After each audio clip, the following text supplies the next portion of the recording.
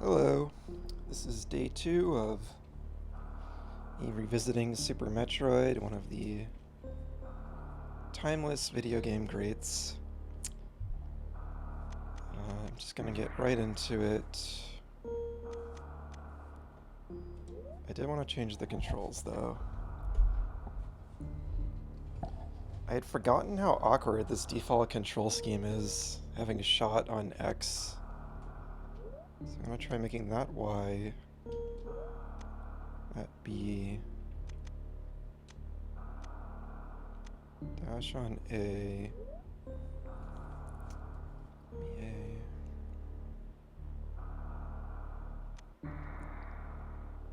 Yeah, we'll try that. I think dash on one of the triggers might be well, but I don't want to change the angles because I'm so used to that. That is one part of the controls I do remember and I'm used to, so we'll try that. Alright, so we're in Norfair.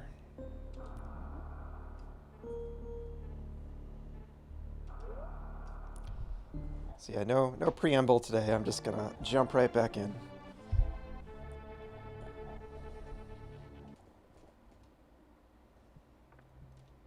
The iconic intro there when you restart the game.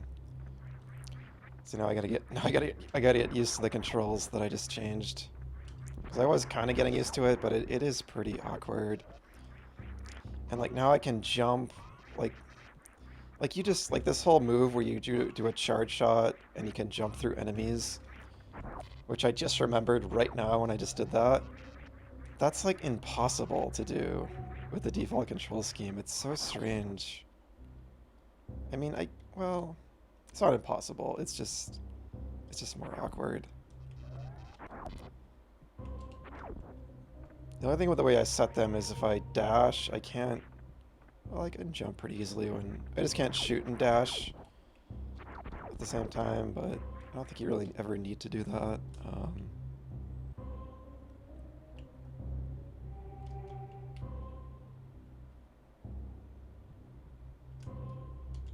Okay. Right, and then, yeah, like that's so much nicer having that on X. Okay, we're in business. I remembered how to wall jump. Eventually, it took me so many tries. It's really not even that hard. I just totally forgot how to do it. Okay, so I have no idea what I'm doing. I'm just kind of like lost in the world, which is my favorite thing ever. I know I just recently got the speed booster. So yeah, we're just gonna keep exploring.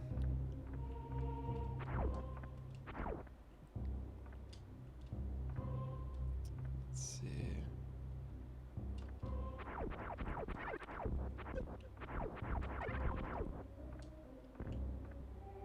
I think, was this just an item down here, I think? I could use my map, but I'll try to just navigate without it for a little bit.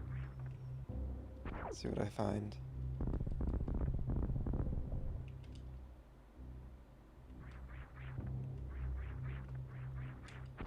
And I love this game's ambience so much.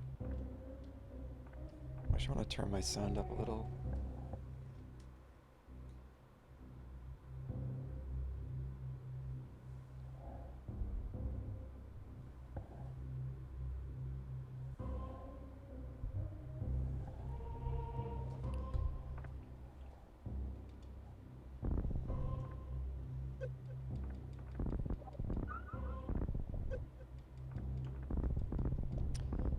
Metroid is the kind of series where, like, I kind of said this yesterday, I don't obsess over it in the way I do for, like, the Zelda series, which is kind of like my #1 favorite series. But every time I return to it, whether I'm playing one of the new games or replaying a game, it's always this feeling of like, oh, I miss this. Like, this series is just so good. Just the vibes are just impeccable. There's nothing else like it.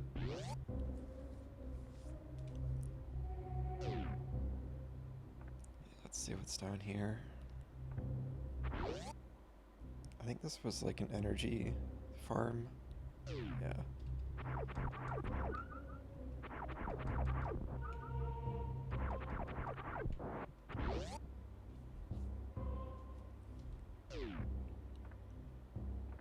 Love the door sound effect too, the zhoo, zhoo.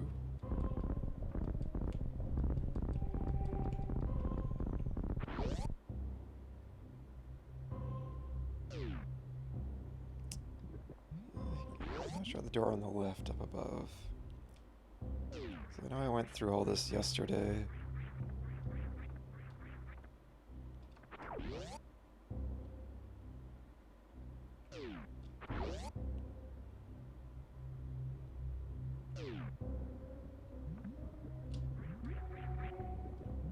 I don't think I ever went down here.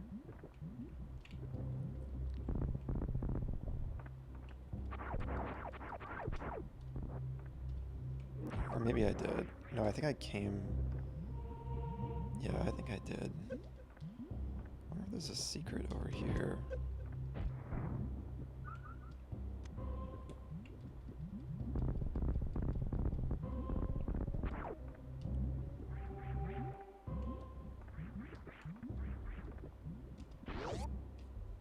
Yeah, the only thing awkward about the way I set the controls is dash is not ideal. Here we go. I thought I remember there being something around here. Cool. Alright. Yeah, so I just kind of remembered that... Oh, I think I know where this leads. I just kind of remembered that there was a speed booster section around in the vague vicinity of that area. And that's what I love. I love, like, using my head to, like, remember where I haven't been and stuff. What was in there again? Instead of the game kind of like hand-holding me too much in regards to that kind of thing. So I'm trying to remember, do the dots on the map that show where the items are, do they disappear when you get one? I can't remember that. Seems like they might not, which is kind of... That would be an issue. We'll see though. Nope.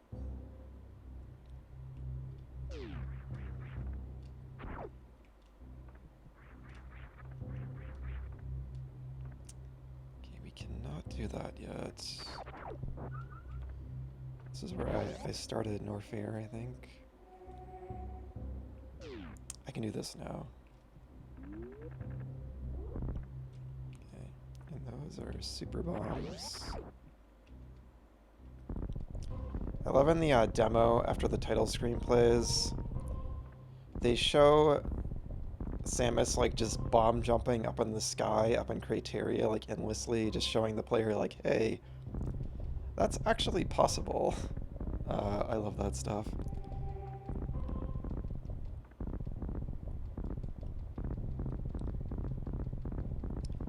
So many just like little things you can do with the mechanics in this game.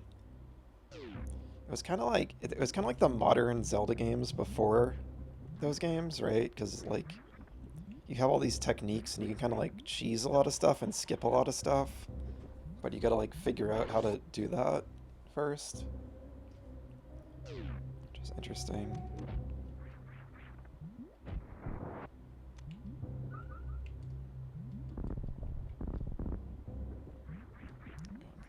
This way.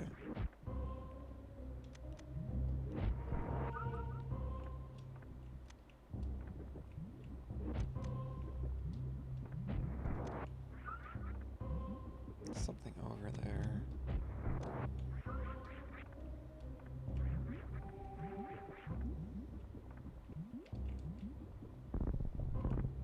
Yeah, we gotta check this out first. Alright, we got 2 ways to go. Nice. Nice beam. Sweet. Yeah, you get upgrades so quickly. I always in my memory this game is like longer than I think it actually is. I did see my first playthrough, my original file was like 10 hours. I can't believe that. In my memory it was like such a longer adventure. Metroid's like, it's really good as a series of that kind of thing. Like the games feel like this big adventure, but they're actually not that long. And they're not like bloated or anything. They're like a really just sweet, nice, like perfect kind of length for what they are. Dread was like that too. I feel like Dread was kind of like just as long as I wanted it to be.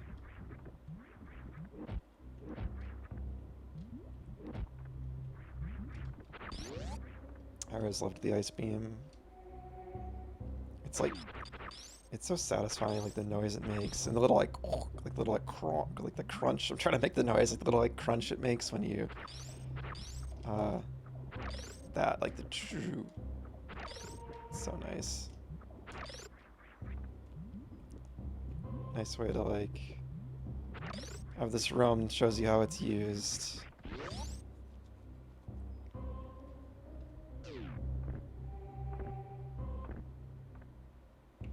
Okay, so that's just for the ice beam. Oh, wait.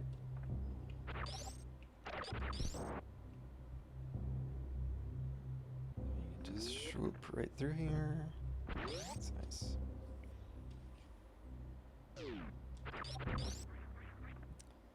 Alright, so we are ice beamed.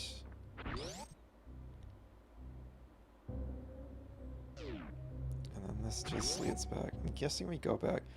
So the game is, it's funny, and this is part of why I wanted to replay this, because I kind of have like this criticism of Dread where it's kind of leading you on a string, and I never quite felt like I was truly exploring when I got to an area. I do feel like I'm exploring in this game more so, I do, but I do feel like it almost kind of just looped me around back up to Brinstar here, and I'm guessing I'm going to quickly run into some places where I can use like the ice beam and the speed booster. And that's kind of how Dread is designed, except like really aggressively it's like that. But I might be wrong. We'll see. If this was Dread, I would like go into this room right here and there would be like a place to like use the ice beam. And then that would take me to like the next major area and so on and so forth.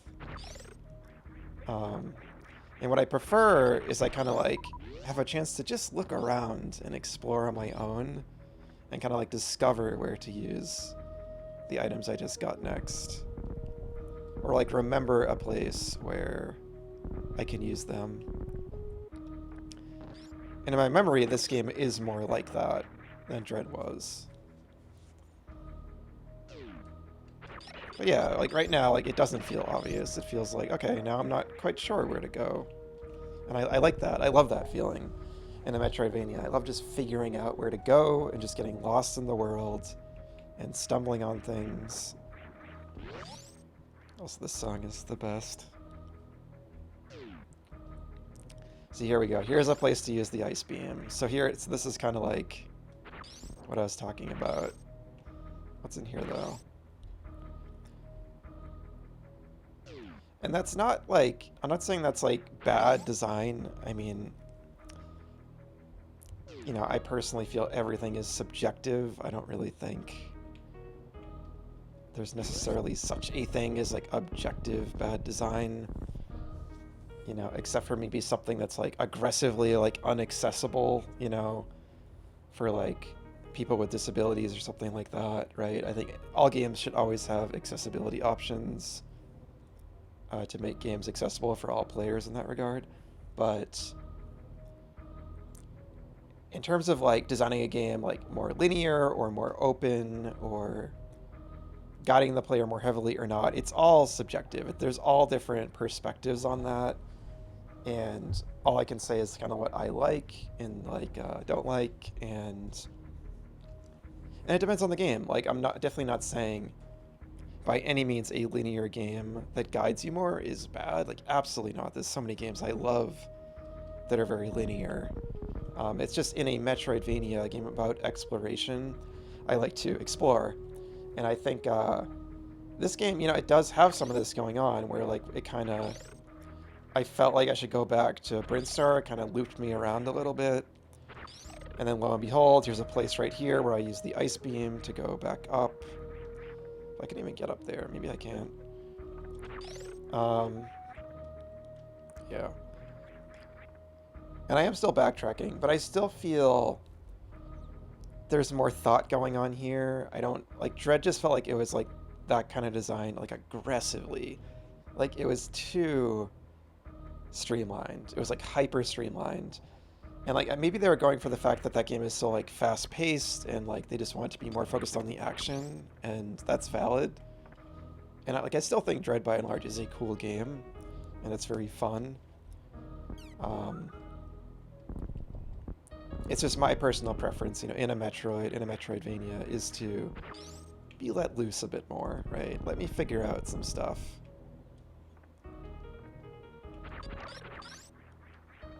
But like, I do think it's cool. Like, you come back here, and I was like, there's so many uses for like your new toy. And I have the high jump now, so I can get up here easily. That's weird. That blows up. I just want to see. Let me go in here first.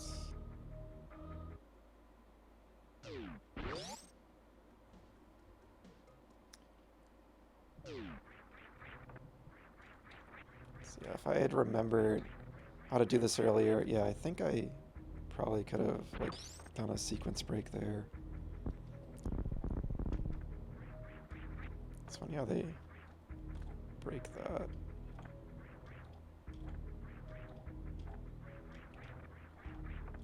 It's kind of hard to do there because there's a little lip above it.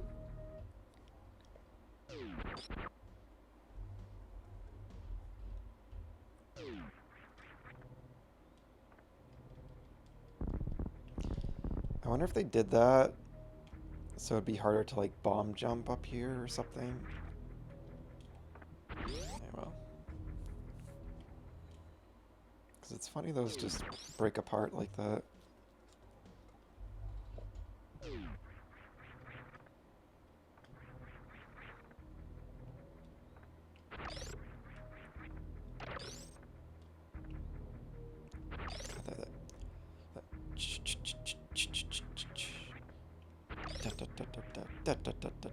Like, I love that part of the song.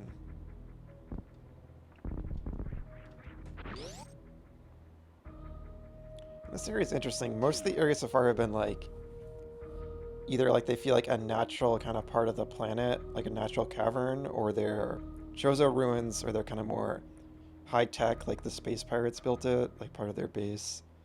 This area is kind of like a mix of like organic and natural, because there's like some kind of like scaffolding in the background in some of the areas. And this is the room with all like the little Sarlacc pits. I kind of mentioned this yesterday, how this game just has a lot of memorable rooms. I don't remember how they all connect, but I remember them all. Like every room I come across, I'm like, oh yeah, I remember this part. And that's part of what makes this game so great to me. Especially compared to Metroid 1, which had a lot of copy and pasted rooms. You know, a lot of the art and the assets are, you know, it's the same. But just the architecture and the enemies they use and the layout of each room, it's all just really memorable and feels distinct. And that's also, you know, really important in a Metroidvania when you're backtracking a lot. It's like you don't always have to over-rely on the map. You can kind of just find your way by learning the layout of the rooms and stuff, and the more memorable they are, the more, you know, easier that's gonna be to kind of like remember where to go and to find your way, and the more like fun it is to just kind of learn the environment and kind of like get attached to it, if it's not just all kind of samey and bland. Okay, so we can go lots of save points, so we'll do this.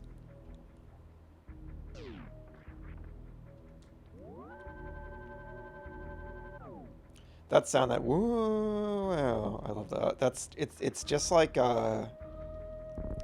it's very, very similar to the sound effect in A Link to the Past. It's used a lot in Link to the Past, but I associate it mainly with I think it's when you use the magic mirror to escape the dark world, like that sound effect. I always think it's kind of cute how, like, you know, game consoles, like their sound chips. Game Boys like this, you know, they're all kind of like this, all the retro consoles, where like you recognize different kind of sounds between games and stuff like that. I think that's cool. Oh, can we not go back through here? That's interesting. So it does kind of lock you a door behind you there, which is something else I kind of been talking about. Dread does a lot, especially early on, but this game does it too. I love this the details with the little like shells they leave behind is so good. I always love in Metroid games, you can see like a tube on the right when you see like some area off screen and you want to like find out how to access that later. Just all these little like hints of what's to come.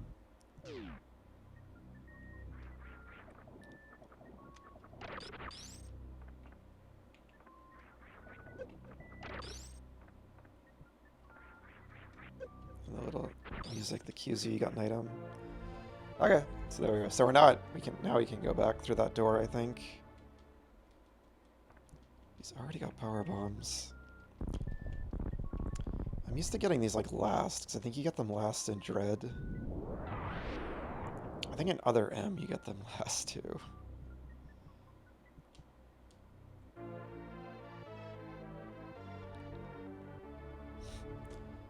Always love a secret within a secret.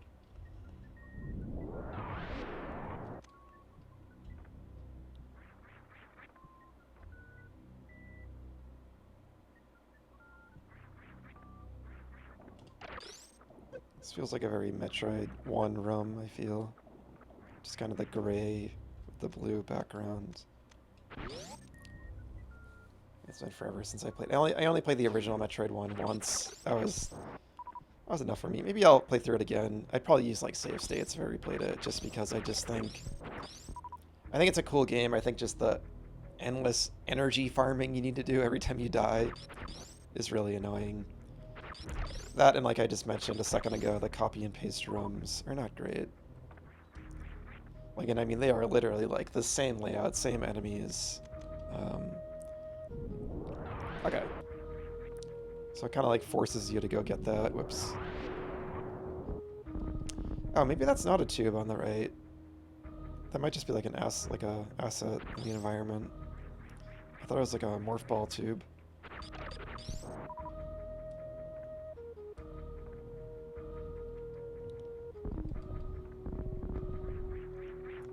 Okay,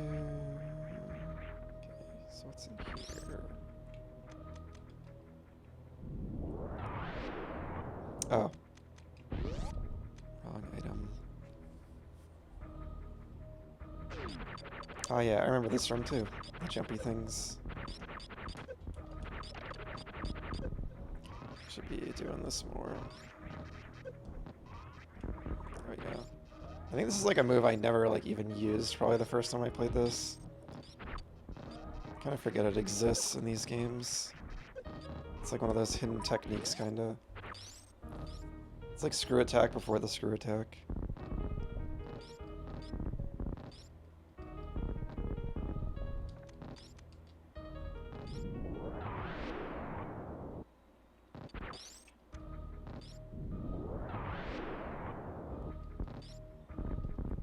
So this is a cool secret. So you have like, whoops. Oh, no, get out. Oh my god. It's so hard to get out of there. Damn, that like destroyed me. So yeah, you have all these little like pits with the little creatures in them. Those two have creatures. This one does not. Also, it's flanked by these two blocks on the side. And it's a cheeky little secret.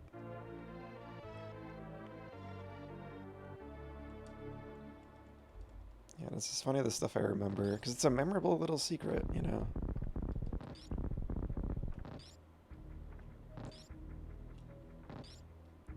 It still, like, hurt me, though. Maybe there was the spikes on the side that hurt me there. Alright, I'm gonna go save, because definitely low on health. It's interesting how save points don't heal you. There's a separate heal, a separate missile refill, a separate save point. I feel like... I can't remember. In Dread, did the save points just completely heal you and everything? I can't remember. No, they didn't. Because there were missile refill stations in that. I don't think they did. It's an interesting design choice. Like, it would definitely be more convenient if the save points just did everything, but they wanted to keep, like, attention, I guess, to the game. There's a lot of save points, so if they were constantly refilling their health, it would probably make it too easy, maybe.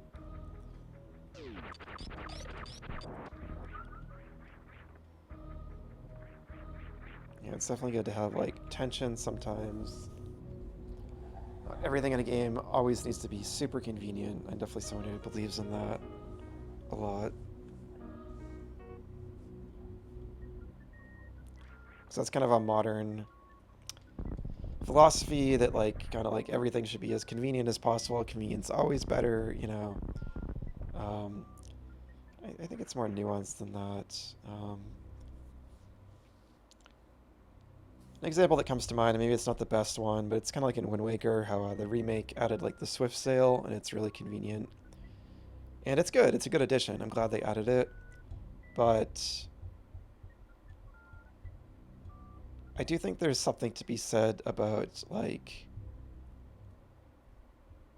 almost kind of like the sailing, like, simulation aspect of that game, right? How you kind of like the idea of you using a baton to control the wind, right?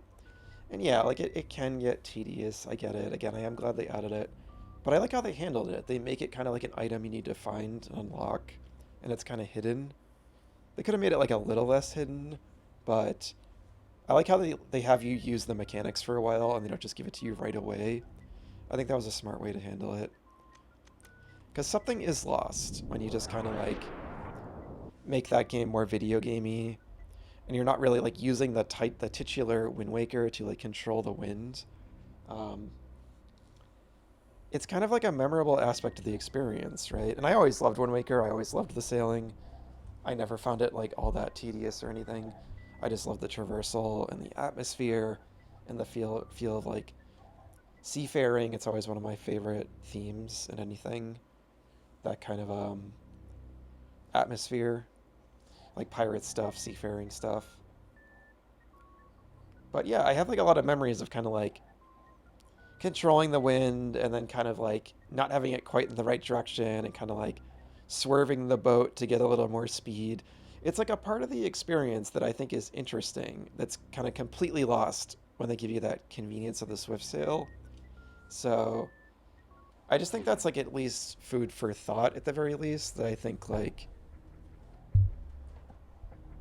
I don't know, games shouldn't be just super quick. Like if something's just convenient and it's just like, oh, now it's just faster, that's better, right? I think that's not always the case. Um, I think there should at least, that kind of stuff should like have like thought put into it. It's kind of like also in like in Majora's Mask 3D, like um, the save system is a lot more convenient, but and it, like at first glance, that's nothing but a good thing. But at the same time, one of the interesting things about Majora's Mask is you have to sit with your failures in that game. Like, you know, like slight spoilers for Majora's Mask, but if you fail to save the ranch, for example, there's kind of like a lot of little optional interactions you can see if you kind of like hang around after and go back to the ranch. Um, Also, if you do save the ranch, one of the most like poignant emotional scenes is in the game is just an optional scene that you get if you go back and revisit the Sisters of the Ranch later on day 3. So like stuff like that, I kind of like the convenience stuff in the remake. Someone might fail if in the original game, if someone fails the ranch, I feel like they're more likely to kind of linger and kind of um, sit with their failure in the story and kind of see what happens. But with like the convenience of the new save system, I feel like it's just more like a typical video game where someone might just instantly be like, oh, I failed the challenge. I'll just instantly reload. I just saved a second ago at an owl statue. No biggie. And that kind of takes away some of like the impact of that game just a little bit. Maybe not in like a major detrimental way. Like the game is still great, you know, no matter how, whatever version you're playing, you know, using save states or conventionally saving, it's still an incredible game. But I still think there's something lost there a bit, in some small or large way, and it's just worth considering, at least.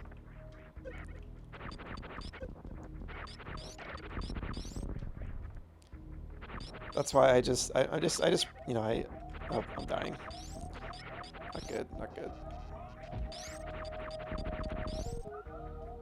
Yeah, I just think, that's why I'm against the idea of this kind of like homogenized idea of like quote unquote like game design or modern game design where it's like everything should be convenient and like apply to this one universal standard, like the way checkpoints work in games, the way saving works in games. It should all just be convenient at all times, and that's definitely objectively a good thing. And I don't agree with that. I think it should be considered on a game-by-game basis. I think every aspect of a game, um, again, like I said earlier, with the exception of like accessibility settings, like to let, you know, players with you know, various disabilities and so on play games, stuff like that, I think should be a universal in all games. But otherwise, I think like in terms of like general design stuff, I think it should all be kind of considered and weighed on a game-by-game basis. Okay, let's get rid of this horrible beeping. This is convenient. It's funny that ironically, yes, this is convenient, and I'm glad, in this case, you know, obviously convenience is a good thing, you know, a lot of the time. But it's convenient, it brought me right back to my ship, so I can heal.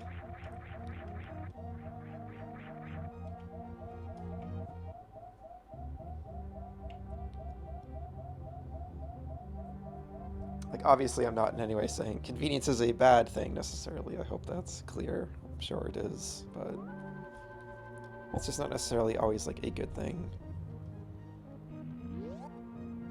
Sometimes a game can be interesting if it pushes back or kind of challenges the player in a interesting way. Also, we got, like, the Samus theme now on the surface. The storm stopped, it's not raining anymore. Now the adventure is like kicked off, so I do kind of wish maybe it played a bit later in the game when you're like more upgraded. That would feel cool, but I think it's just like the adventure is in progress now, so. I always thought it was funny that Samus's ship is just her face, like her helmet.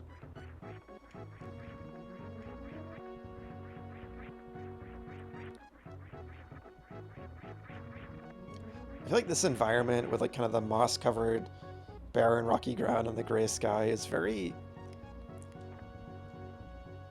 It's such a retro aesthetic to me. I feel like there's a lot of like Super Nintendo games and retro games that kind of have that kind of look.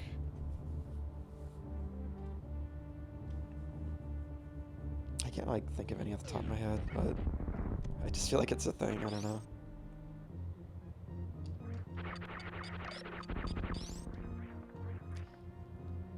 I feel like it kind of reminds me of that game Another World, maybe I'm thinking of. Which I still need to play. I've never actually like played through that myself. I did buy it on Steam recently though, it was on sale, so I'll play it soon. That's funny, like you can't get up there, but there's still like, still a little hidden path down below. Wall jump here.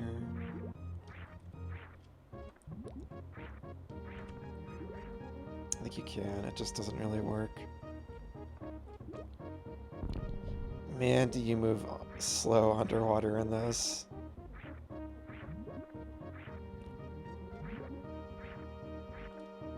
Yeah. I think someone was here yesterday who was saying Dread definitely does underwater movement better, and yeah, it does for sure. But I also don't have the gravity suit, so it's meant to be slow.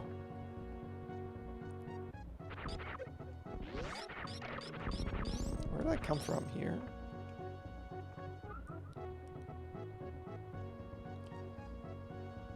So yeah, that leads... can't do this here, can you? No. Wait, what? Oh, because I went over here. Yeah, there's a move you can do with the super bomb when it like refills all your health.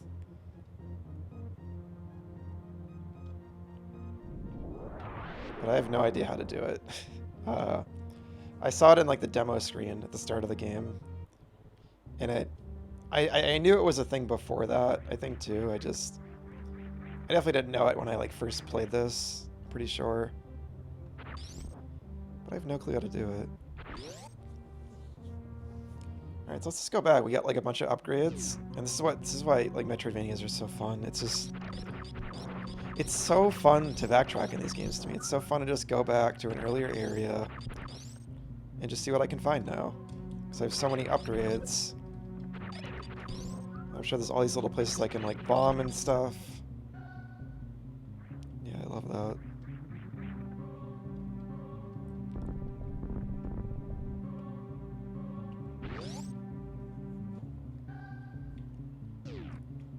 Like, there was rarely a moment, at least not until like very late in the game, in Dread like this, where I'm just gonna like, I don't really know where to go next. I don't know where like the crit path is next. I'm just gonna go like roam around and like use my new tools. And like, I love that feeling. I know some people get like frustrated when they're like, they really want to know where to go next specifically, but I am not one of those people. I love getting lost. I love not knowing where to go and just kind of fumbling around and finding my way. And like using all the new skills I have, I just think it's really fun. Like maybe eventually I reach a point where if I'm like really stuck, then I'm kind of like, okay, I just kind of want to make progress, but it takes a while for me to get to that point.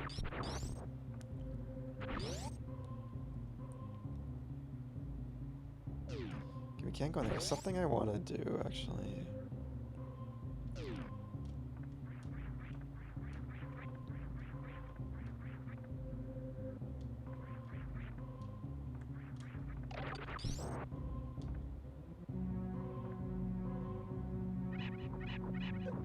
Alright, maybe I can't get back up there. Well, I can the other side.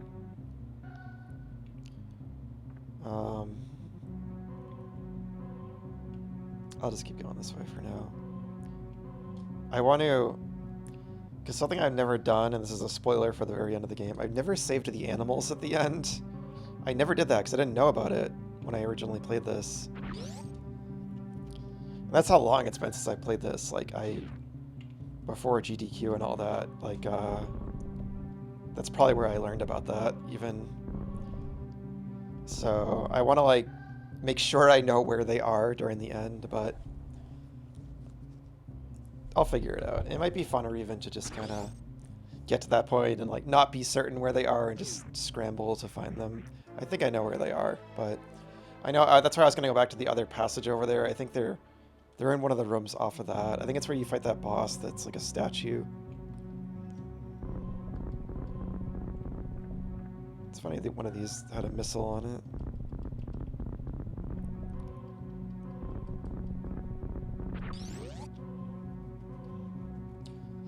Yeah, and something that was cool in Dread, and I mentioned this yesterday, is you can like backtrack to previous areas to do like item acquisition puzzles. And I do think those puzzles in that game they're pretty cool. They're maybe like some of them are a bit too obtuse because like there was like at least one or two I had to look up, and I hate doing that in games. But when I looked it up, I was like, yeah, there's nothing in the game that conveys you could do that certain skill with this thing. Like you just kind of have to know it from the previous games or just stumble into it. Some of it was like that. And I just wish that like this game has the little animals that teach you things. Dread kind of like was even more obtuse than this game in a way in that regard.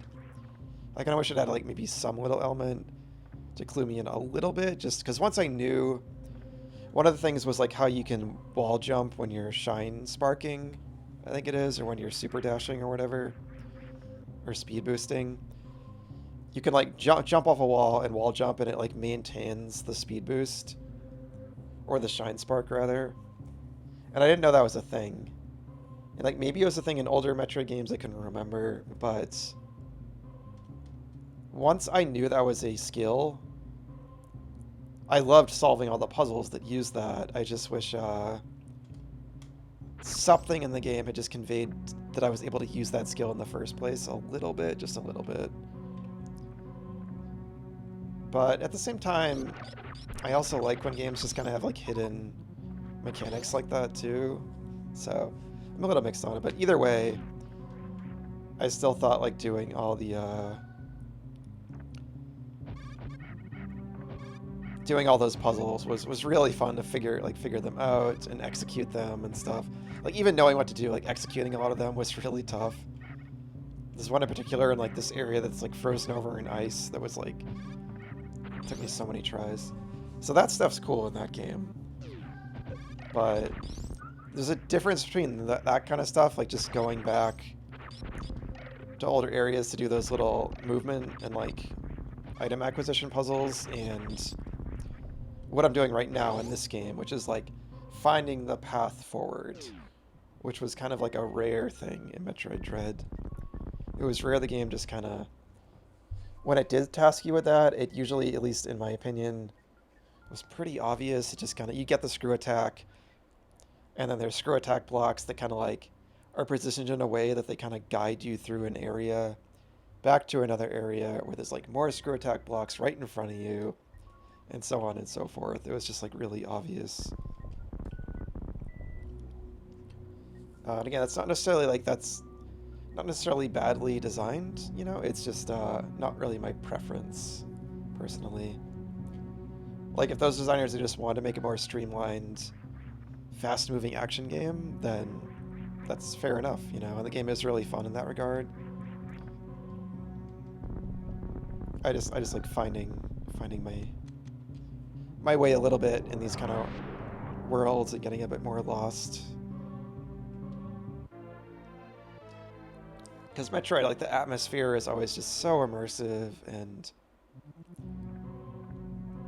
yeah, it's just so special just kind of getting lost in like these alien underground worlds.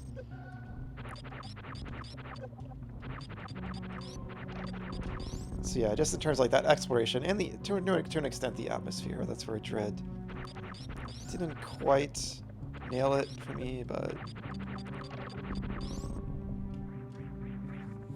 anyway. But there were definitely some areas in Dread that were super atmospheric and cool. Like the water area, I felt was really memorable. Oh, we're here. Cool.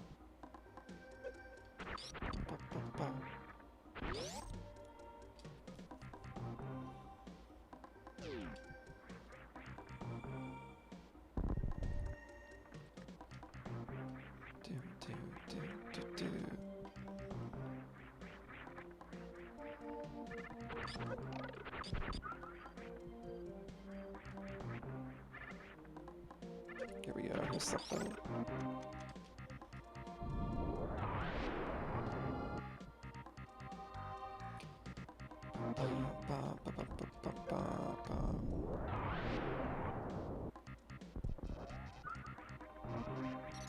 I remember this. Oh, yeah.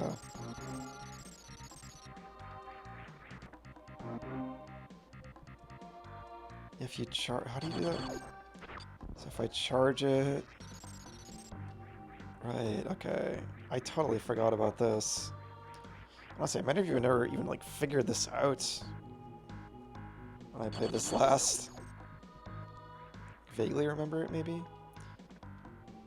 That's so cool. That's like another little, like, hidden skill. So, like, I do really like stuff like that. It's just, yeah. I think it's just with the puzzles in Dread. It's just like, once I knew you could do that thing with the shine spark off the wall, it was really fun to execute it. I just kind of wish I didn't have to look it up. So I don't know, but still, I do really like when games have these hidden little mechanics, because it is fun to stumble on them when you do.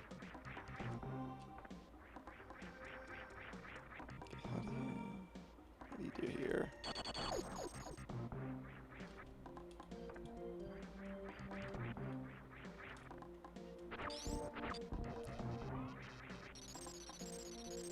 Can this, like, go through the wall and activate that, I wonder?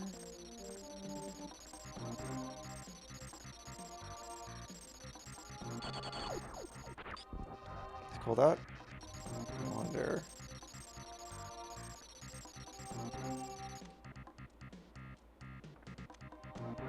So the sound effect went away when I...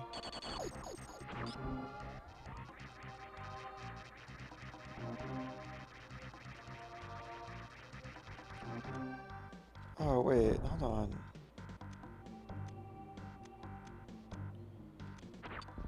Oh, it's when you do it with the super bomb. Oh, and it uses the super bomb. Interesting. Okay. Yeah, well this... That thing on the right was, like, going down, too. Yeah, well that... I don't think it activates it. Why was that pillar, like... It was lowering when I came in here. I think I activated something by accident. Yes, I don't think I ever even did figure that out, that move.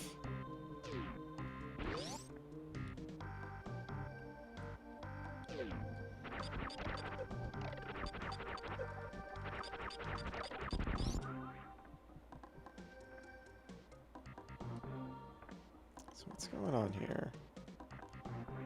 Yeah, I think I did activate something by doing this.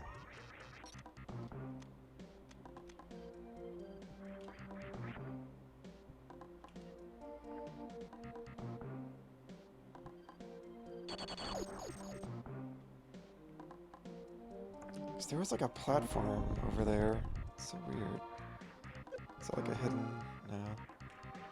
Oh well, we'll come back to it.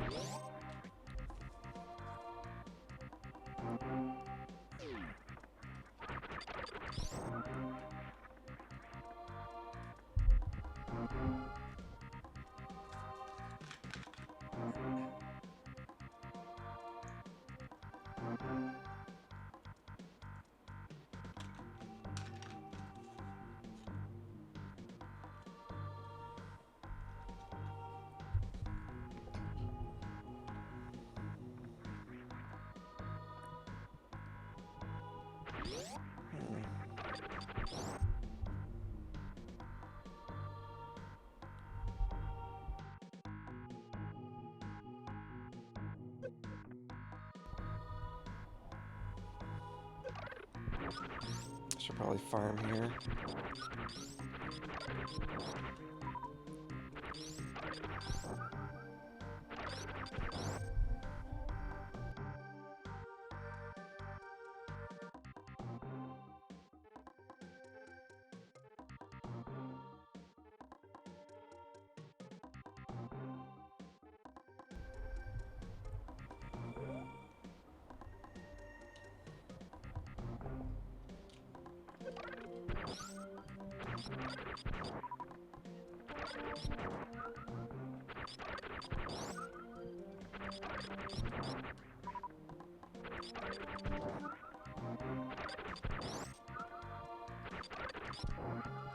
That's enough.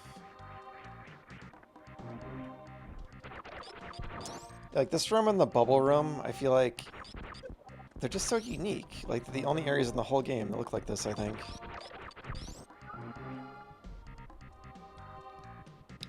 I think there's like a couple other hallways in this region that have this aesthetic, but yeah, like by and large.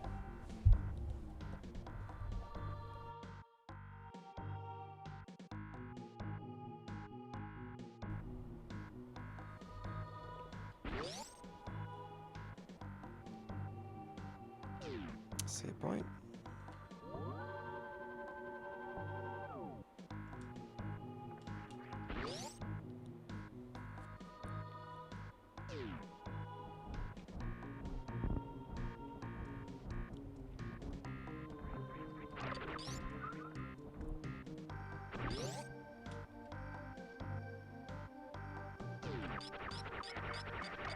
Door locked behind me here.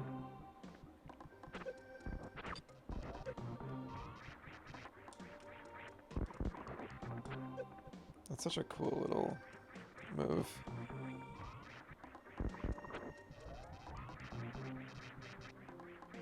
Oh, I'm back here. Okay.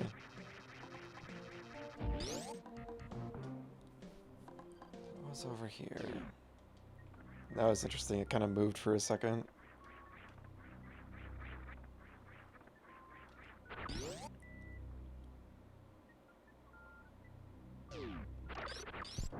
Should probably be back in Norfair. Right, this part.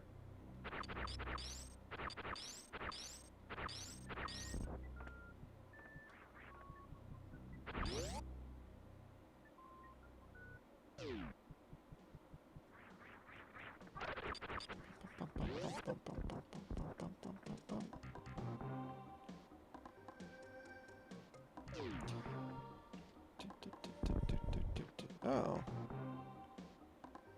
Did I ever come in here? Maybe I did.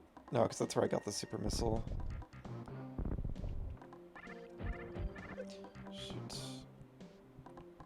Alright. Let us consult the map now.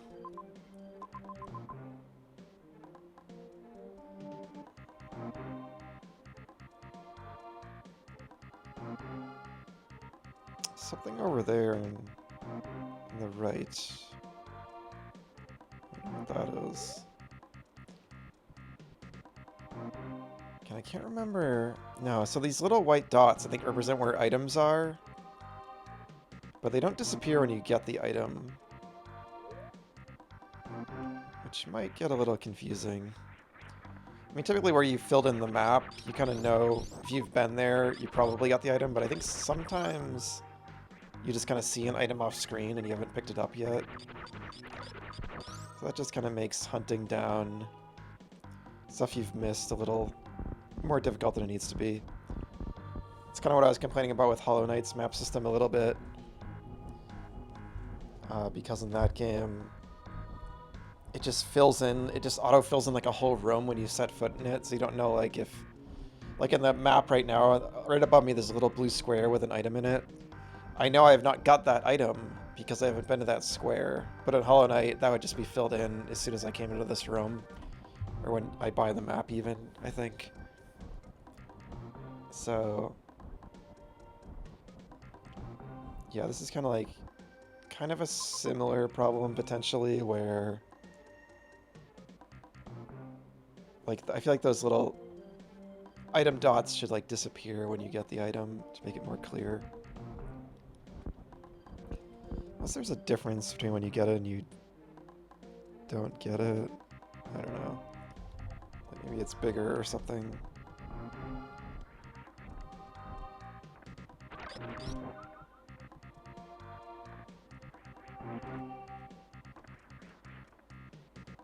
I get up there. I bet this would be so hard to do with wall jumps. Yeah, it's like too narrow.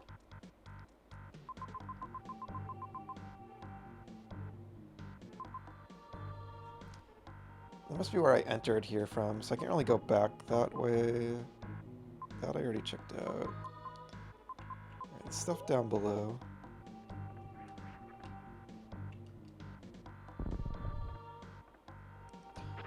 So yeah, and then when like you do, you know, get tripped up, and you just look at the map, right? And it's just like look at where the places you haven't been, and go check them out.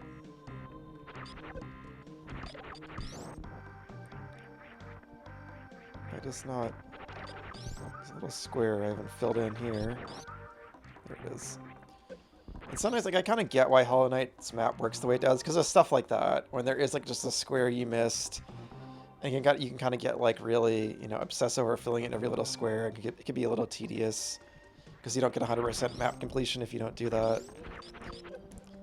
If that even, I don't even know if that even counts in this game. I think 100% is just more about item acquisition, if I remember right. It could be both, but so I get why Hollow Knight does it the way it does, but I still think it can trip you up a little bit. Not knowing exactly where you've been and haven't been.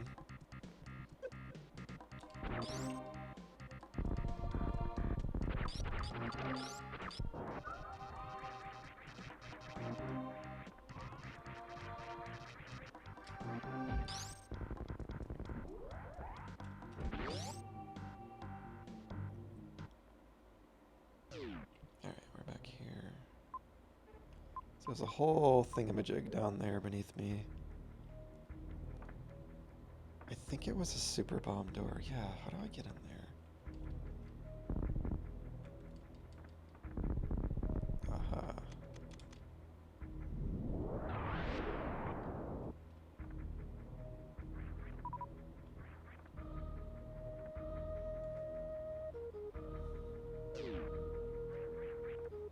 This is tricky because if we kill those, we turn out the lights. This is kind of an interesting little challenge.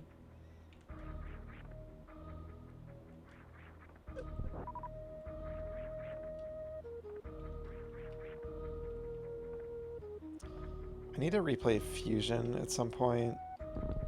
That is the one I like. Because that was along with Prime 1, that was like my first Metroid, and man, if there's one of these games I just like, it would pretty much feel like a first playthrough if I replayed that. But I do remember there was an area that was kind of like this. It was like dark, like Nocturne or something. The Nocturne sector, whatever it was called. That's kind of a memory that stands out. Like, I remember some parts of it, like the bosses and the SAX and stuff, but yeah, I definitely would need to revisit that one. That and Zero Mission both, but I mean, Zero Mission is a remake of Metroid 1, so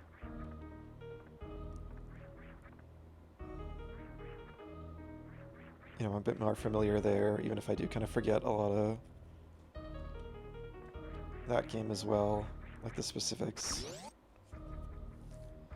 I remember, like, the ending sequence, of course. Like the new stuff they added. Do I need to do this again?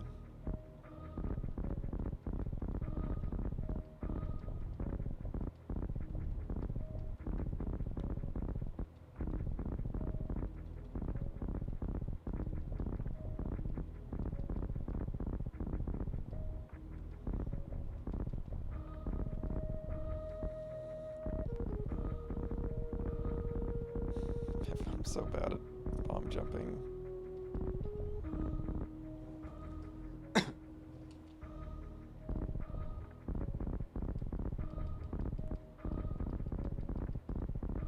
my god. I'm the worst at doing that. I might be stuck if I can't do it though. Why don't I just do this? That works. If you don't have one of those there, that might be kind of rough. You can kind of get stuck there. You're bad at bomb jumping anyway. Oh, I know what I can do. Maybe. Might be too soon for it.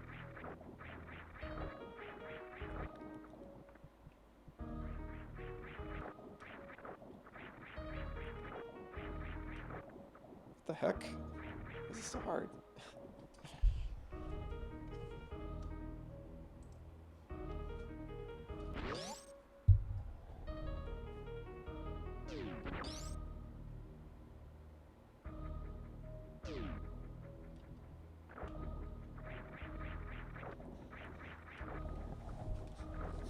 I think I remember getting stuck here in previous playthroughs too, but I didn't get stuck here on when I came here originally in this playthrough. This is so weird. It's such an awkward jump.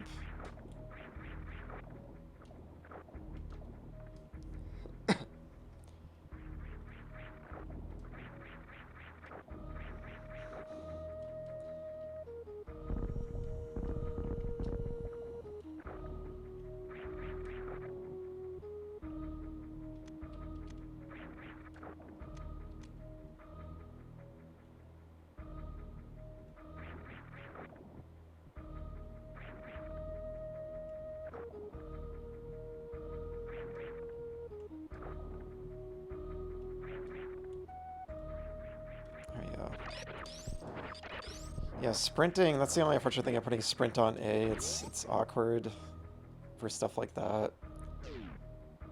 To sprint and jump. The way I have to like contort my hand to do that. If this was a more modern controller with 2 triggers, I could just set sprint to one of the triggers. I just don't want to mess up this functionality. Okay, there's something above me. Yeah, this stuff. What's the deal with this?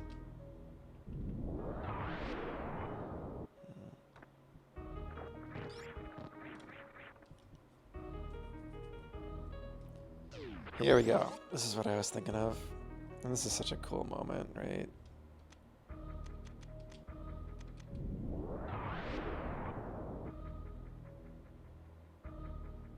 What? Oh, okay. Takes a minute. That's so cool. I love that so much. It's like thinking of like a practical use for it. It's tough to figure out, but I think it's such a cool moment.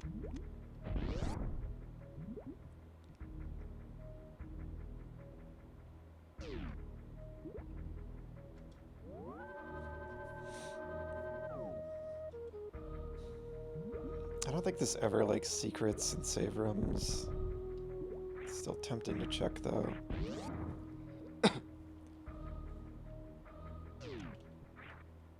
Oh, it's so slow. The movement is so weird underwater in this, wow. Like your whole momentum changes.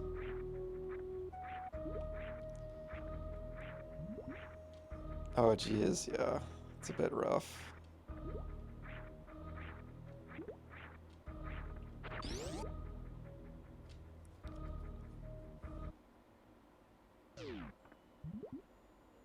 Meridia already? I always think of Meridia as like the end of the game. This music is so great. So eerie.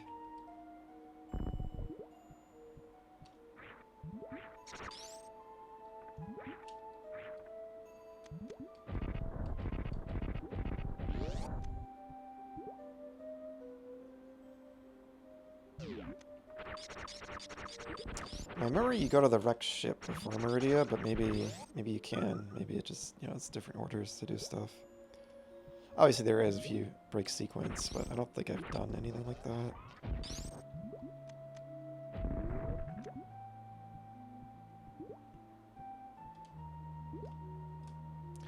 This music in this area reminds me of like the Castlevania Metroidvanias too, I feel like. There's always some underwater, like, aqueduct, aqua cavern that kind of has, like, peaceful, kind of moody music, kind of like this.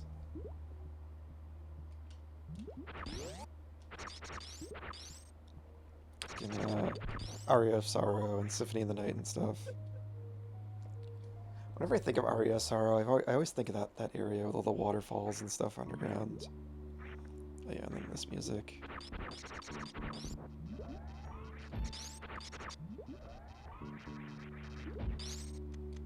This is something. I thought maybe it looked like there was another tube here that got broken. I thought that was like a clue. Like they're infinite.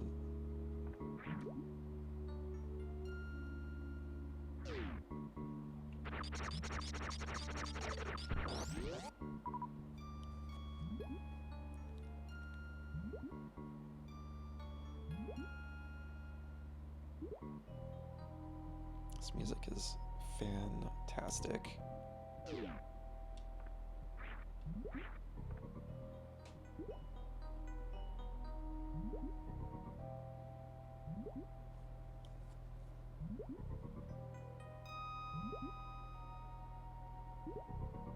And the little like bubble noise.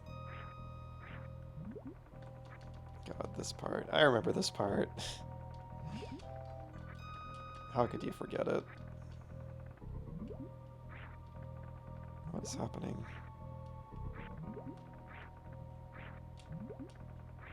There we go.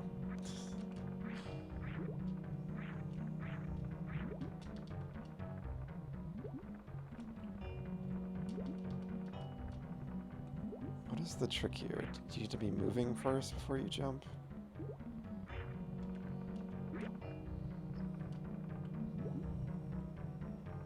I think you can't jump when you're next to the sand. Is that it?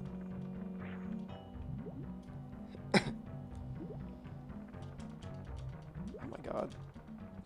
Samus.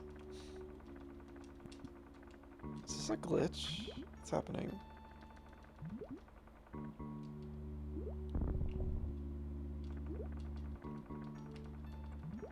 I remember this part being like a bit tedious and like a little janky, but I don't remember it being this janky. I feel like something wrong is happening here. I just can't jump. Uh-oh. Maybe if I dash. Okay, there we go. We're jumping a little bit now. Maybe it just is that. Yeah, oh, you sink down into it. I think that's what it is. So I think you need to like sprint out of it.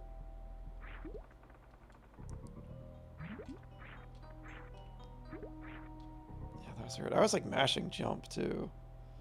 Man, the water movement combined with this too is pretty rough. Unless I'm supposed to have the gravity suit before I come here. That might be the case. I can't remember if you get it in here or if you get it before. I feel like typically in Metroid it makes you go through a bit of like the underwater area and then you get the gravity suit and then it like feels so freeing and nice when you get it.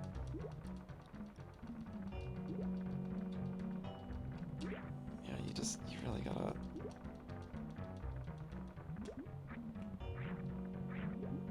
Jeez. Sure, let's just try and do a big jump. I don't know. If I do that... No. I might need the gravity suit first. It's like, I feel like I can almost make it though. Yeah. Jeez. It's just like so close. It's one of those like issues in games when sometimes like something seems like this might not be doable. I might need the gravity suit before I go through here. But it really seems doable. Like it's important in a game for something to be like very clear. No, you cannot do that. And I guess this game can kind of be like that. I mean, it's intentional because of all the sequence breaking stuff, which is cool. But I feel like most of the time that's clearly optional, you know, like doing the wall jumps early and stuff. This is usually like another clear way to go before it teaches you how to use the wall jumps. But here, it's just like... It seems like it's doable, but... I don't know.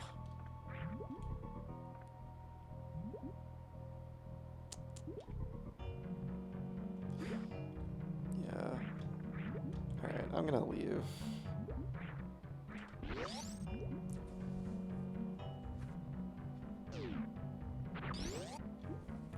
Because I do remember Meridia being later in the game, and I think I might be right. I think I might have come here too early.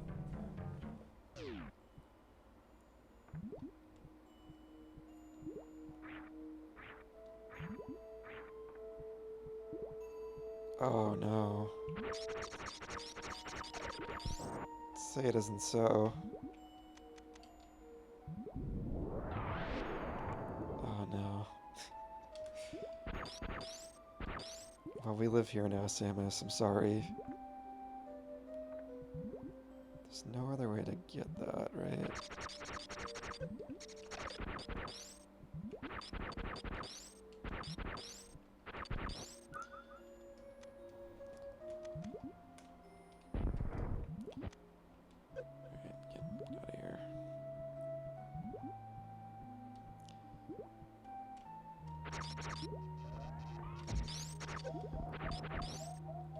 Yeah, I think I'm okay if I die right now. Just to get out of this area. But it seems like you do have to do this. That's wild. Oh, I died. Because if it locks you in there, it must be doable. Because that's fine, the Metroid larva kind of reminds you of your mission. I did save right here.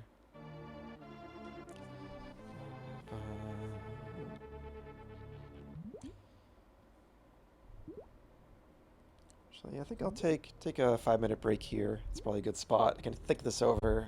Think if there's something else I'm missing. So I'll be right back.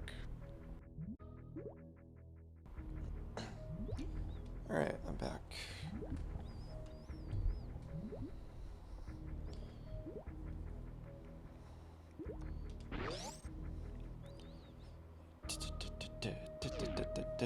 Love that, man.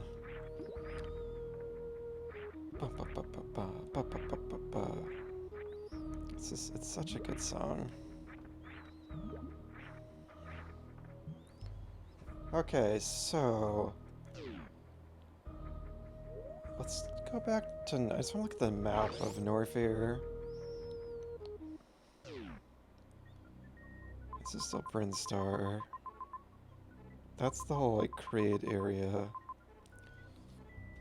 Let's go look at the Norfair map, see if there's something down there I missed. I know there's probably a lot I missed, but like something I can do.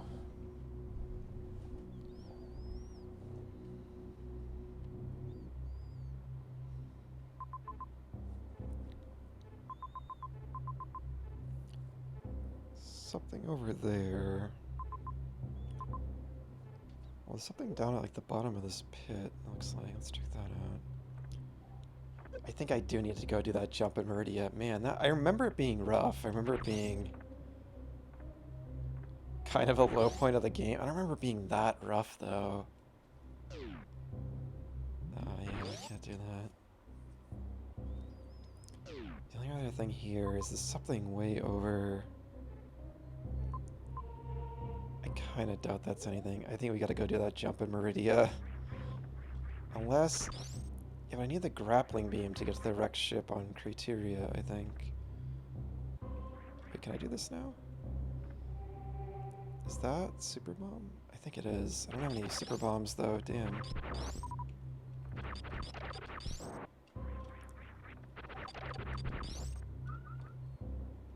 Is there like a refill?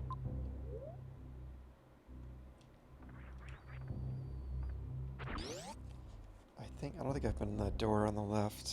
So that's something we can do. There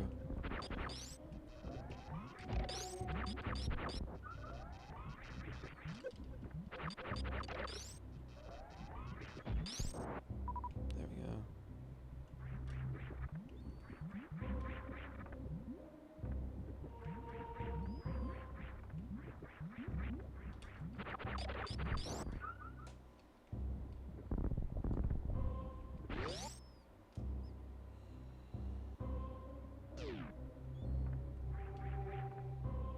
Is it below me?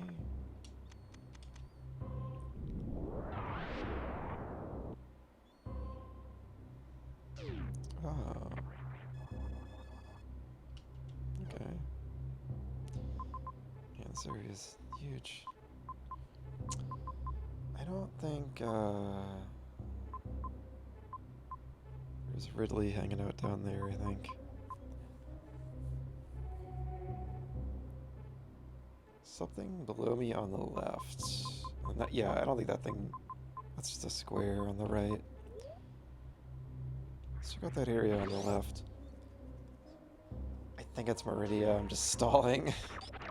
Because I know Ridley's like the last one you fight, at least sequentially.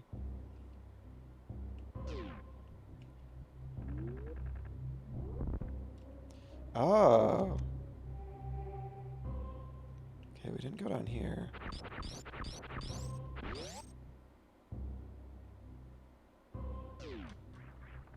Need super bombs though.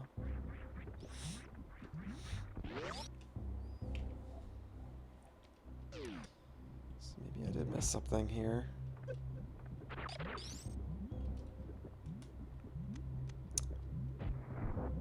Give me super bombs. Let's see if these things do.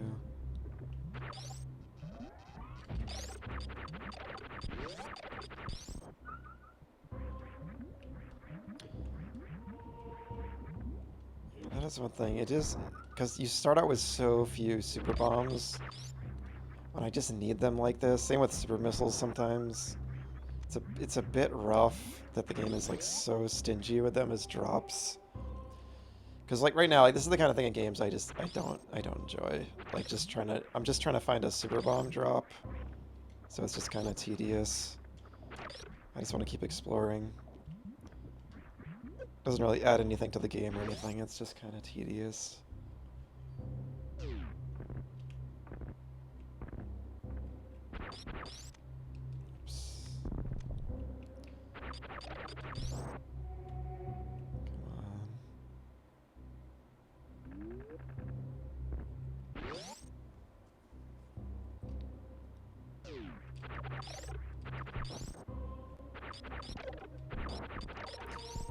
I just wish the game would like kind of read. I get super bombs are like OP and that's why they're rare, but I think I should have got a drop by now.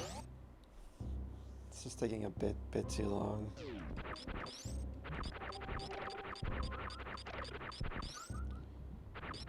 Maybe it's only like more powerful enemies that give you them or something. There we go, finally, jeez.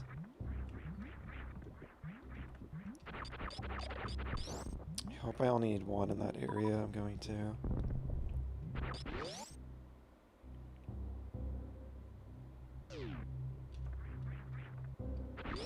Is this on?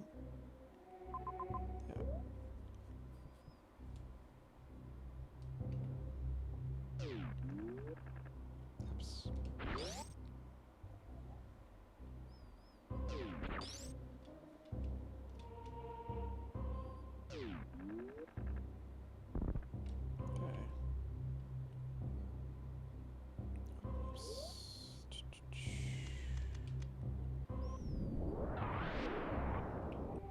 Cool.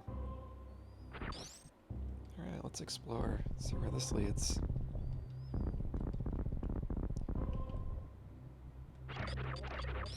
Glad there like was another area to go to. I'm not just kind of forced to do that sand pit rum and Meridia yet. Glad there's another option here.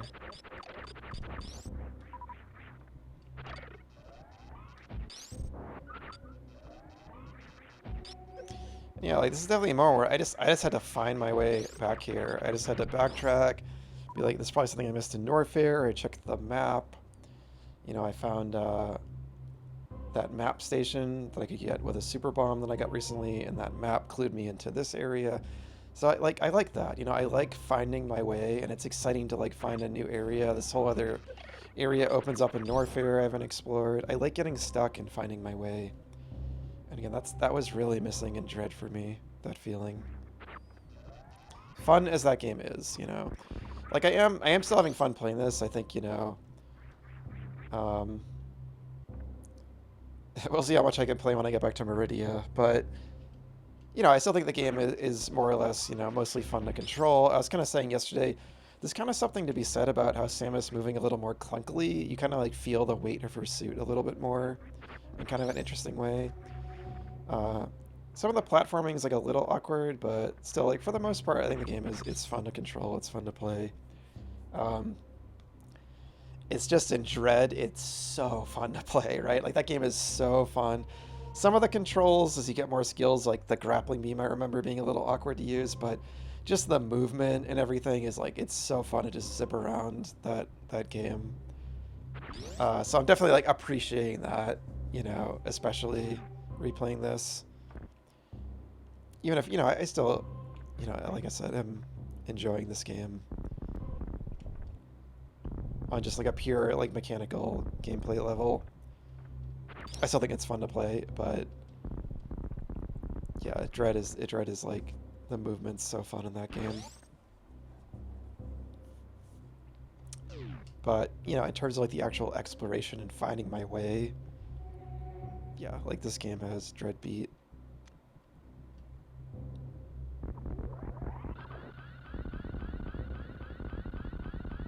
It's so fun. As far as like how fast that is on a Super Nintendo. I mean, there were the Sonic games on Genesis, so like there were fast games in the era, but it still impresses me.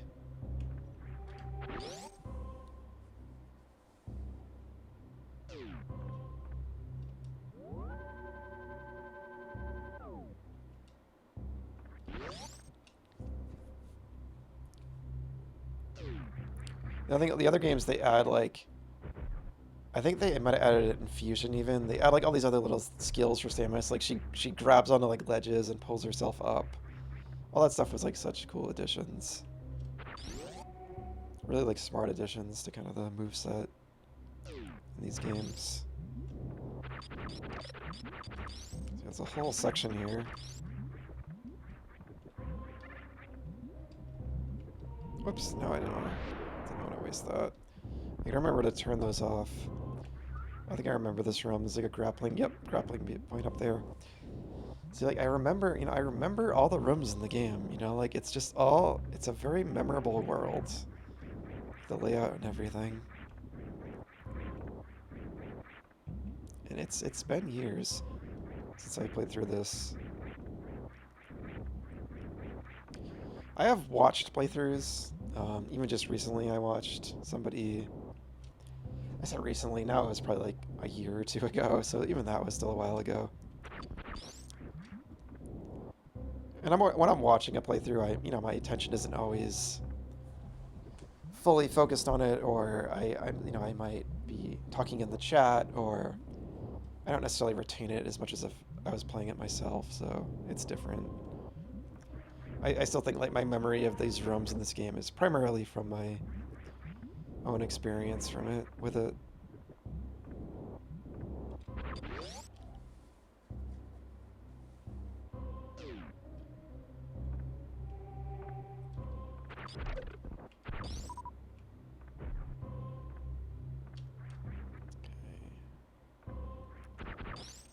Oh, this was where the speed booster was.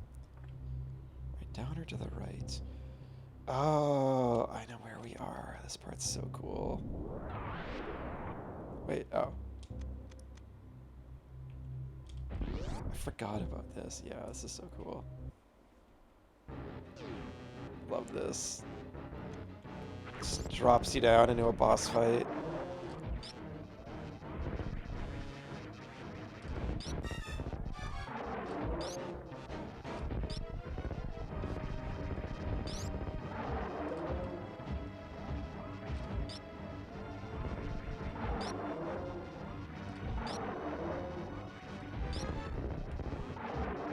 Such a great moment.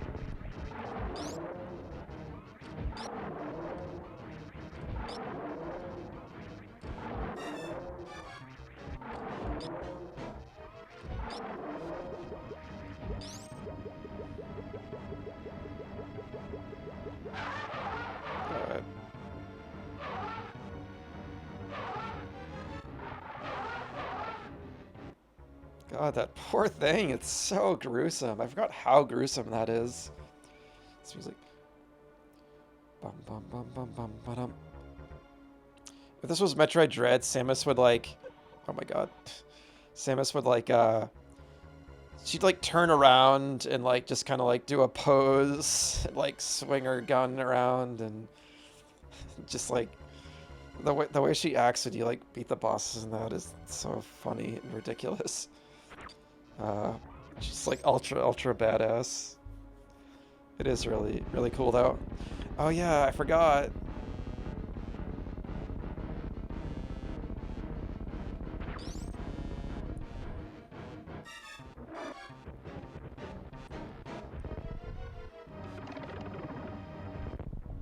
So cool. Such a great little set piece.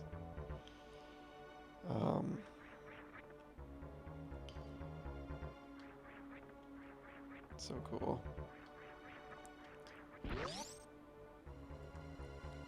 I love how like this is the major bosses, but then it can just like suddenly drop you into like a cool mini boss like that. Keeps you on your toes. Yeah, you can grapple beam across those, I forgot.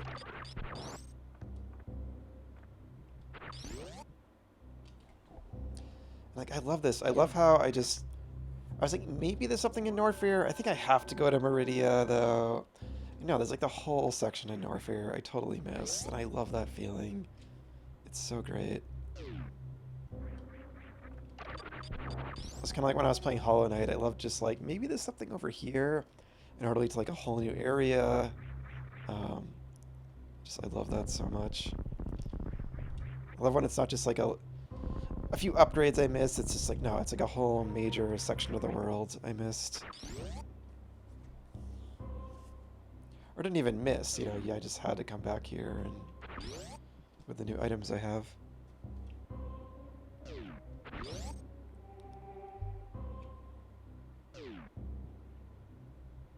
Whoa.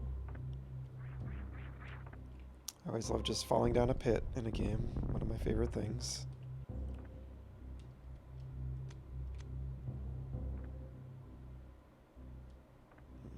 I guess I'll check this out. So now I feel like it's really opening up. There's a lot of different directions to go here. Well, there was at least one up above I didn't go to. So maybe. I feel like there's kind of been a lot of ways to go down here.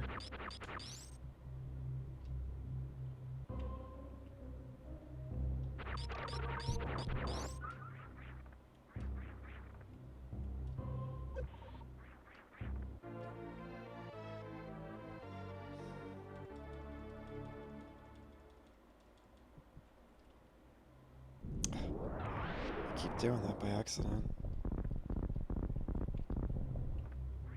Can't wait till I get like the X-ray scope, so I can just like easily see what's a breakable wall and what's not. That's such like a good item for a Metroidvania to have something like that. So you don't need to go around slashing every single wall, though that is kind of fun to me too. It's just in this game it's a bit slow to like use the bombs to do that or take out your missiles. Like in a Hollow Knight, the attacking is so quick and seamless. It's funner just gonna go around slashing every wall.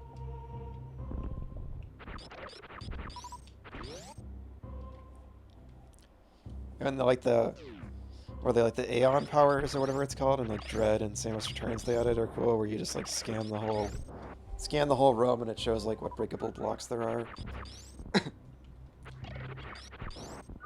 It's a cool addition. And you get it like a bit later in the game, so it doesn't like totally take away that feeling of discovery.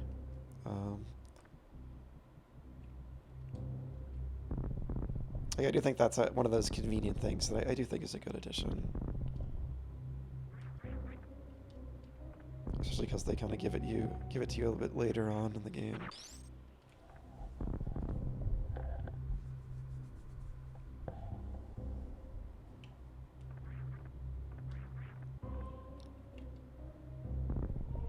Okay, so we got lots of these.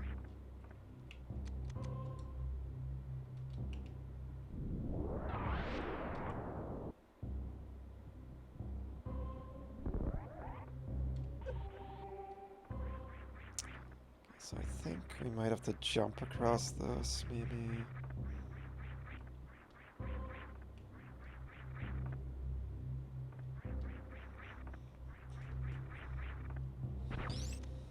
Oops. I keep wasting those by accident.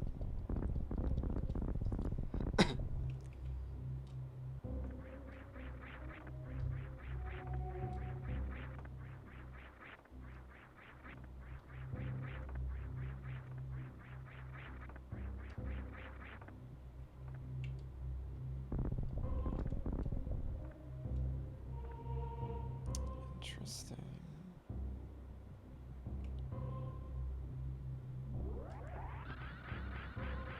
That's so fun.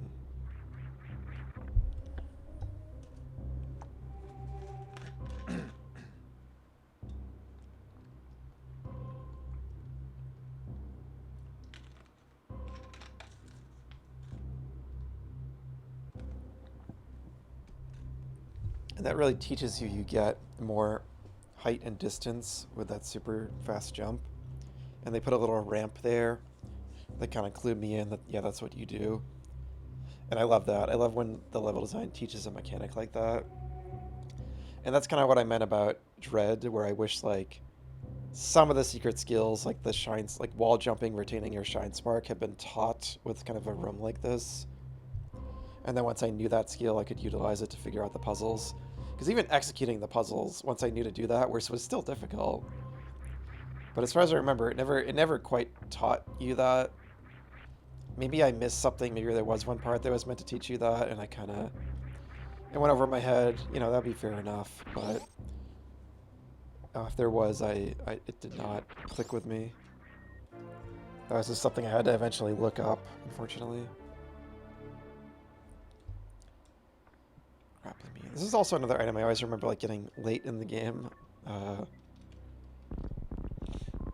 Like a late game item. Maybe I'm thinking of other Metroids. And then, like, well, they don't lock the door. They should probably lock that door so they force you to kind of, like, learn it up here and use it. That's typically how these things go, and, like, I feel like in Metroid and Zelda especially. Okay, so you gotta hold the button.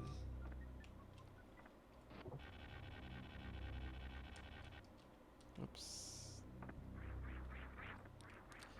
They did give you, like, a safe environment to learn it here, though, which is good.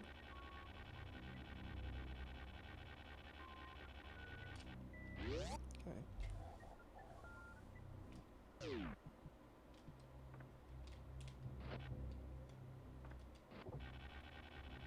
I think there's something in that room below me still, though.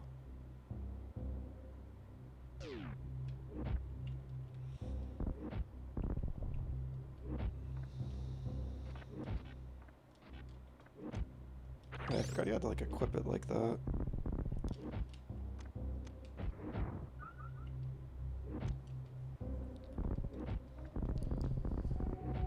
Yeah, once you start getting all these, like, different sub-weapons, there is, like, a lot of this kind of, like, it's a little tedious, kind of, like, juggling them all, like, transitioning between all the different items. A little bit. I feel like that could be a little more fluid or streamlined in some way, but it's just something you kind of got to get used to. Shit.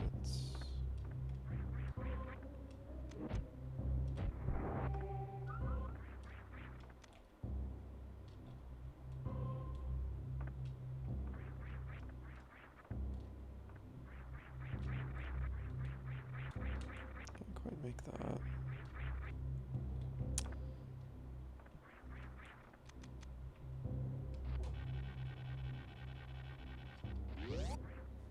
It's cool you can open doors with a grapple beam. What's down here, I wonder?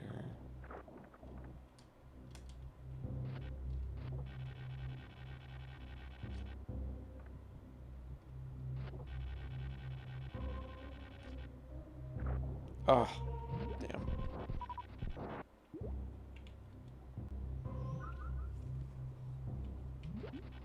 It's cool you can kill these with the grapple beam.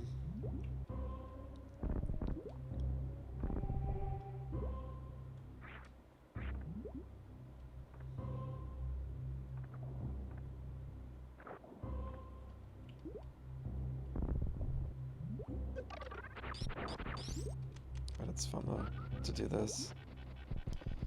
Oh, and it sucks in items too. Totally forgot about that utility.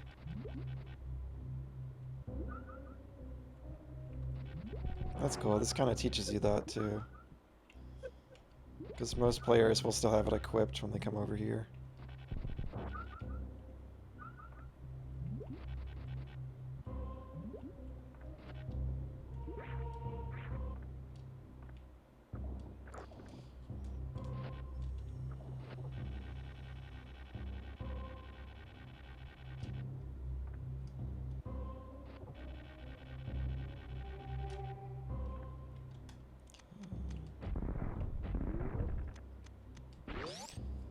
Yeah, like the grapple beam, it's a little janky, but it's okay. It's not bad. I think it gets tricky when you have to, like, let go of it and then grapple again. I think this might be sections like that later on. Oh, I forgot this. Okay, well, I did want to check out down here again. What was over that way again? Yeah, I think this is like an item up in this room I missed. I should have just came back into it because I'm gonna have to go all the way around again. That's why they don't lock that door. Because they want you to be able to just go back in here. I guess I have to do this again, I think.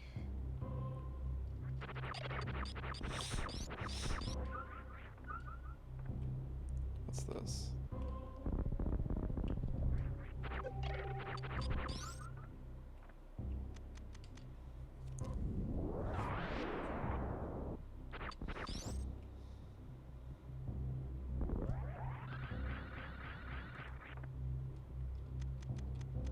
Yeah, like I think this part's a bit rough. I remember this. I remember struggling here.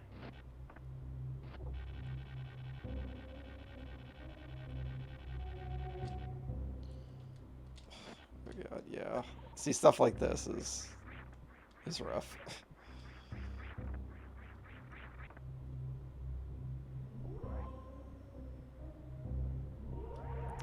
It's so fun though. Yeah, all the puzzles involving like the Shine Spark and dashing and Metroid Dread were so cool. They did a lot of cool stuff with that.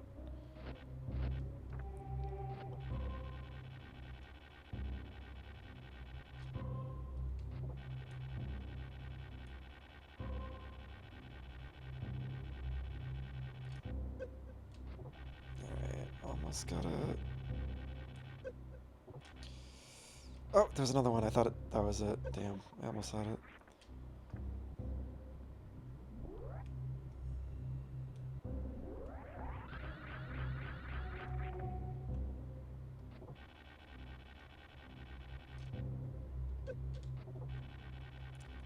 Kind of like get hit and it kind of like stuns you a little, which makes it a little easier. Alright, it kind of sucks you into them even if you're not exactly precise. But that's fun. You can do this. Yeah, it kind of like magnetizes a little bit, I feel like. So it's a little so close. It's a pretty interesting little challenge. I wonder if I could just do that and like cheese it.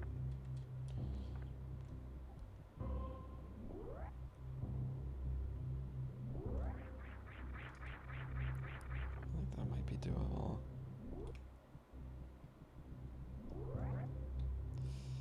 It's so close.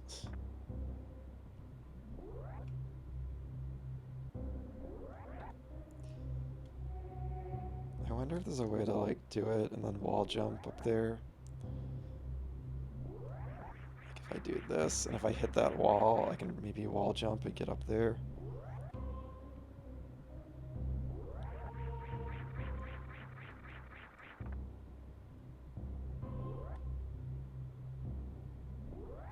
Dang.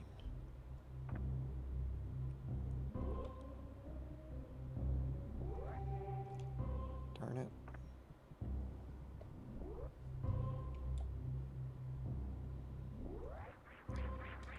Oh man, I think that might be possible. But I think once I wall jump, maybe I can like get the right angle to do it.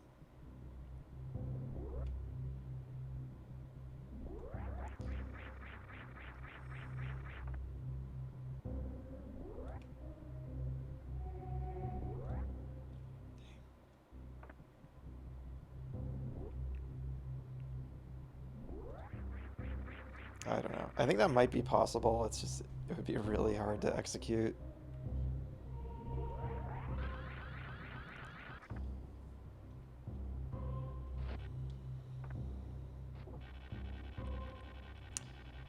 Sound effect on this kind of reminds me of one of the sound effects in the Sonic, like, Genesis games. So I just recently replayed those last week. So I'm thinking of them.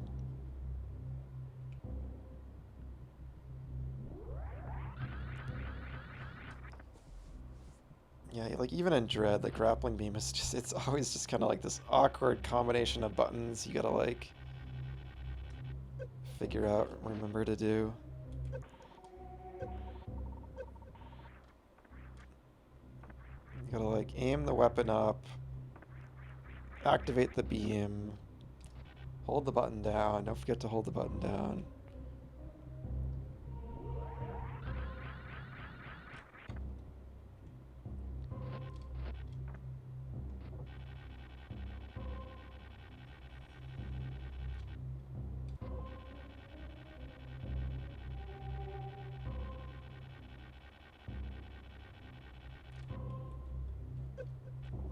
Got it. Can't believe I got that. There's still one more. Ah, damn.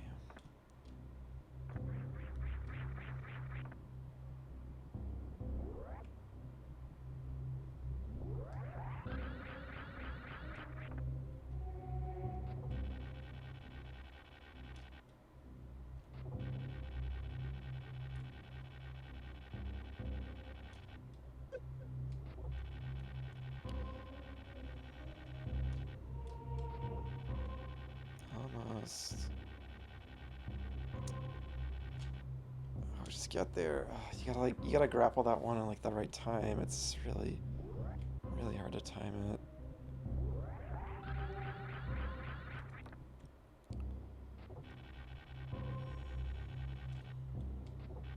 Ooh, got a lot of momentum that way. Maybe there's some technique here I'm missing. Maybe like you need to like get the right amount of like momentum when you're swinging, and you can like swing all the way over here like by just grappling the first one of them or something. I'd be curious to see how like 100% speedrunners deal with this, what they do. Alright, so I think I do need to go all the way around. I could probably use wall jumps to get back up that huge like the shaft in the other room, but that would take forever.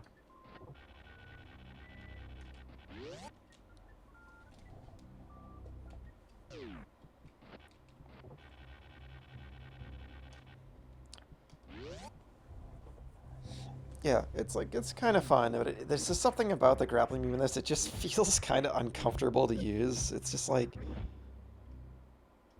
there's something about just the way it feels to use. Maybe it's the animation on Samus, it just feels kind of like too stiff, like it just feels kind of weird.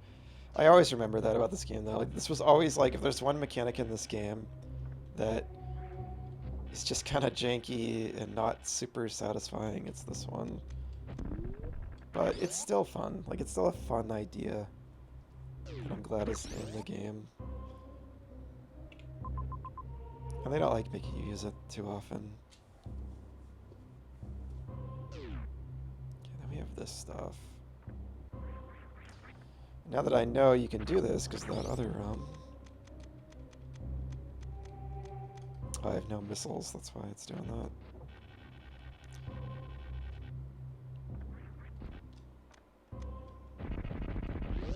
Might have been interesting if they kept moving as you were grappled onto them. That might happen in later Metroids, I can't remember.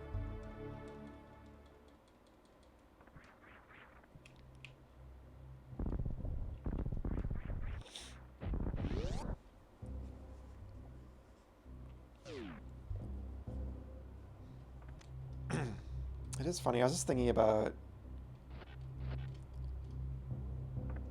how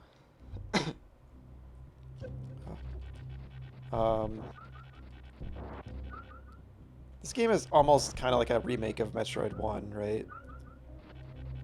It's like revisiting the same planet and just like similar kind of experience, just made with like, you know, modern tech at the time and everything, and really kind of like expanding that basic concept. Though Metroid 1 was a bit more open and like free, I think. But I just think the world design in this game is a lot better and more interesting.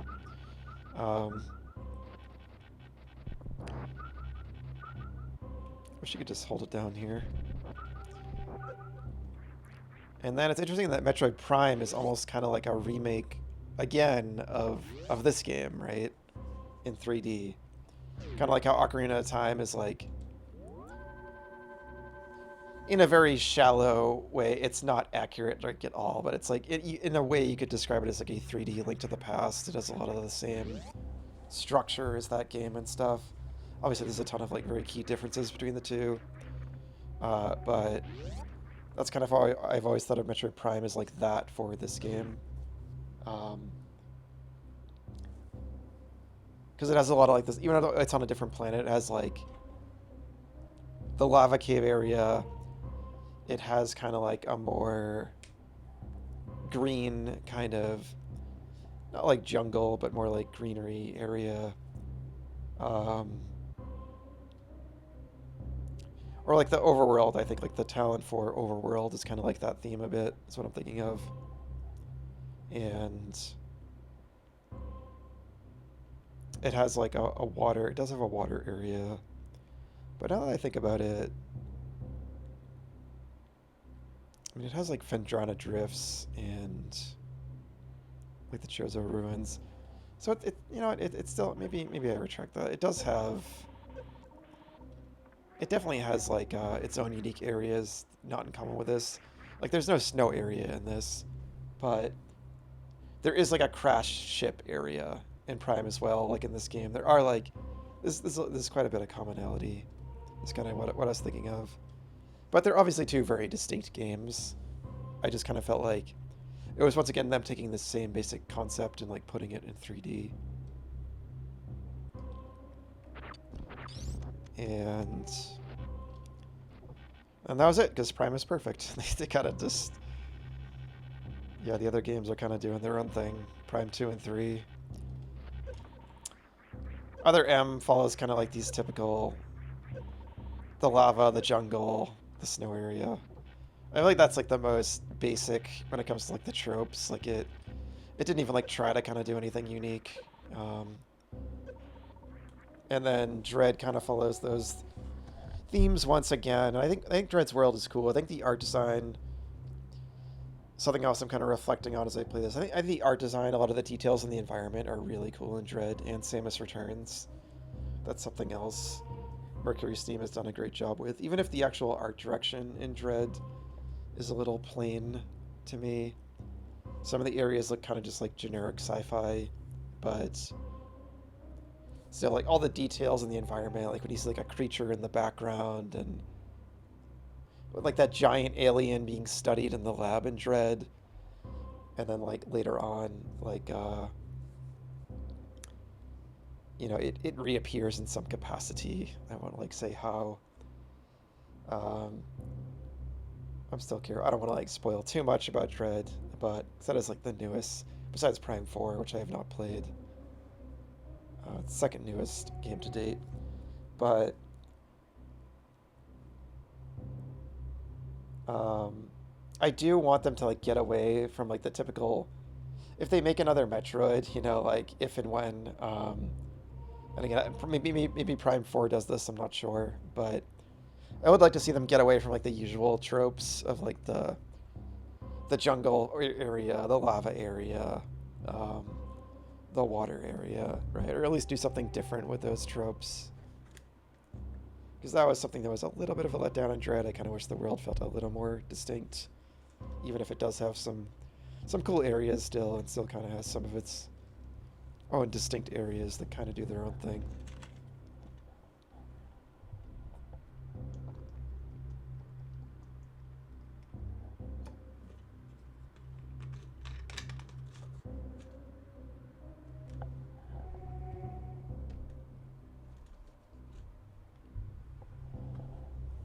But that's one thing about Nintendo games. They love their elemental environment tropes, right? They have a hard time getting away from that stuff. Zelda is definitely guilty of that as well, though Zelda tends to do at least different things with those tropes often, I feel. Or at the very least it manages to make them still often feel special. Like, and kind of use the trope in a new way. Like in Twilight Princess, there's like the snow dungeon, but it's very like unconventional. It's very memorable and unique as a dungeon. Stuff like that.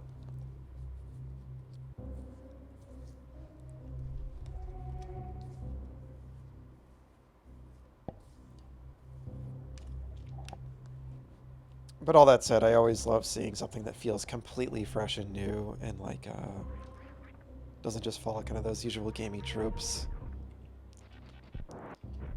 Like some of the dungeons in like Skyward Sword were really cool and unique. In like the desert area and stuff. And that's part of why I love Metroid Prime 2. It's part of why that's one of my favorites, because some of the environments in that felt really unique. Like the whole like Sanctuary Fortress area is like super memorable and cool.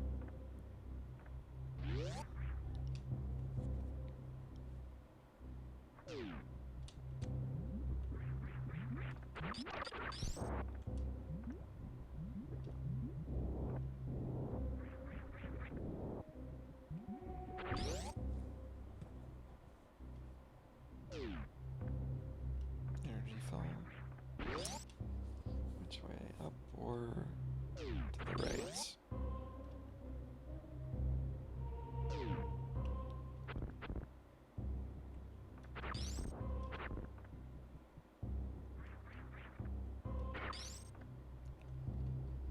Yes, like I think I could have...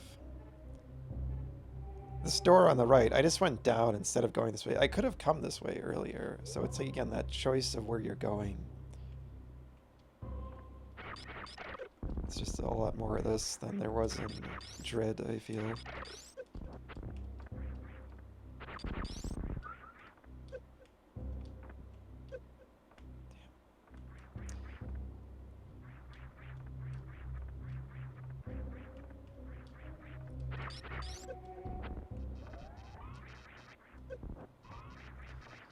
Can you kill these?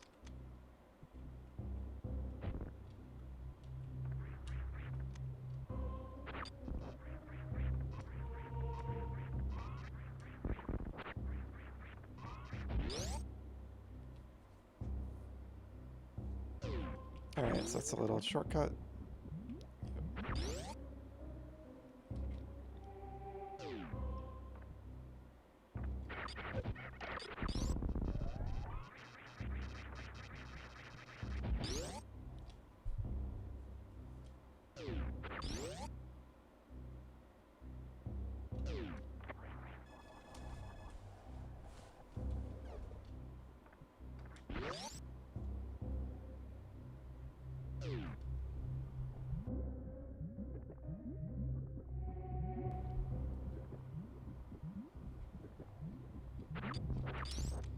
Oh, I guess if you had come this way earlier, it was really a shortcut and a dead end here if you don't go the other way and get the grapple beam, so... That's kind of what I was saying Dread does a lot. There's just like the illusion of choice. One path is a dead end, the other is like where you need to go. Shit. But still, I definitely feel like I've had to kind of think about where to go in this game more often than Metroid Dread.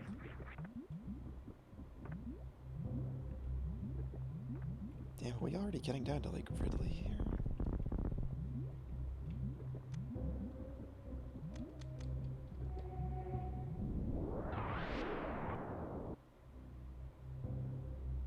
Oh yeah, no. I don't think we can go here yet.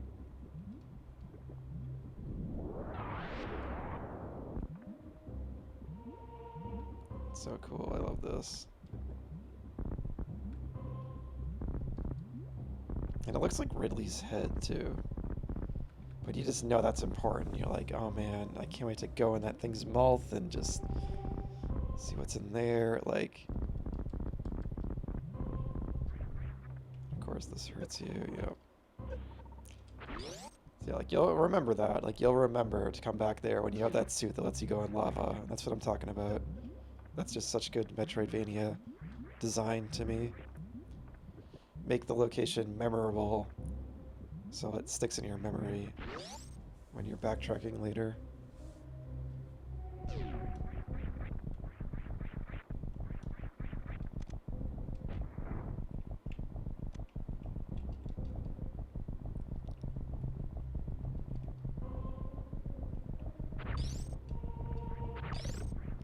I remember this part.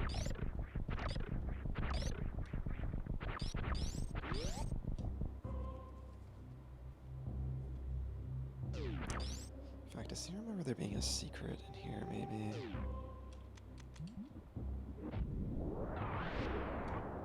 Maybe not. Nope, that's not what I wanted to do.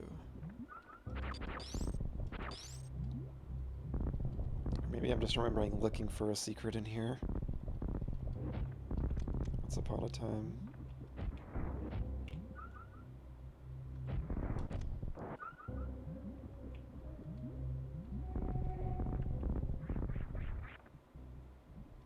It's funny just how much I remember. I just remember like most of these rooms.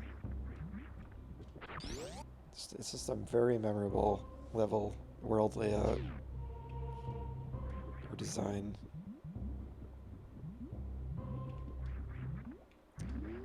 Oh, here. I think I came here this playthrough, actually. I think I've been through here already. So maybe that's why it's so memorable, but still.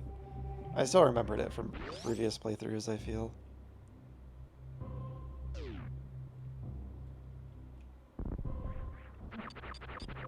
Yeah, I've been through here, I believe.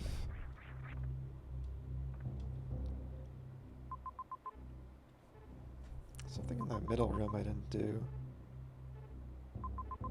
Yeah, you can see Ridley down there. So now that I have the gravel beam, now I can go to the wrecked ship. Maybe that's where you get the various suit.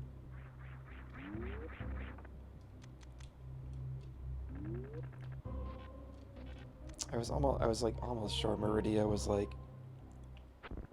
I think you go to the wrecked ship and then Meridia and then back down here for Ridley. And then of course the end game.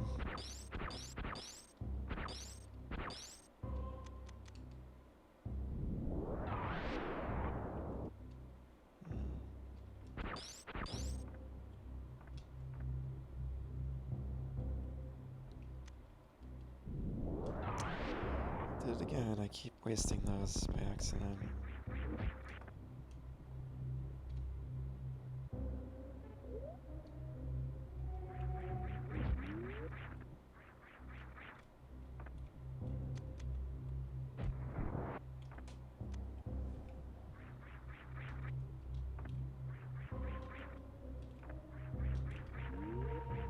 But it's sick. Wait. Oh, I guess I could have just come in through here. Here I thought I was doing a cool little sequence break there.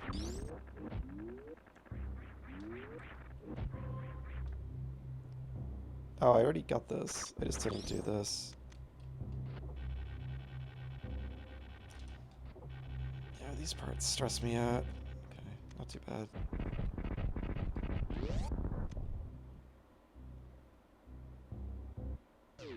What's this? Oh, sick. I did not expect to get a major upgrade here. I thought it'd be like a missile tank. Awesome. Love that. Hollow Knight did that all the time. I'd just be exploring and just find like this major thing without expecting to. The exploration in that game was so rewarding. You were constantly just finding cool new, major, interesting areas or bosses or like upgrades or just bits of lore. Just constantly so rewarding.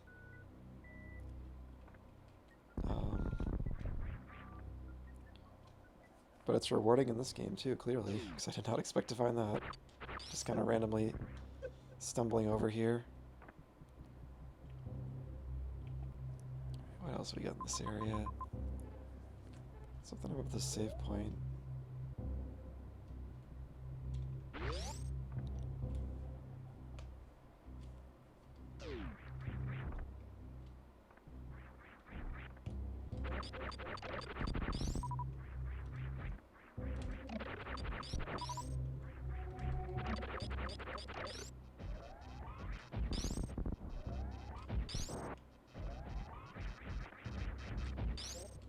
Oh, that's cool. I was wondering, I was like, what happens when you charge it again?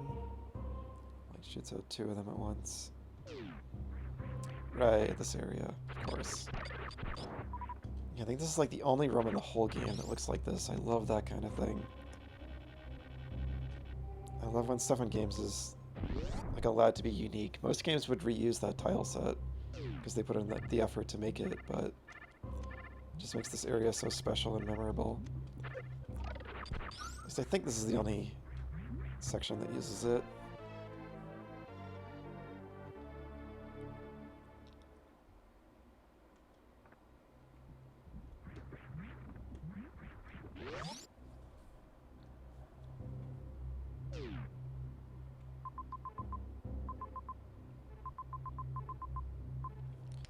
There's a couple of things, but we'll get back to Brinstar now. And again, I just need to like remember there was grapple points up in Criteria. Obviously, since I played this game before, I remember that's how you get to the wrecked ship. I always remember you grapple across like a lake to get to it. But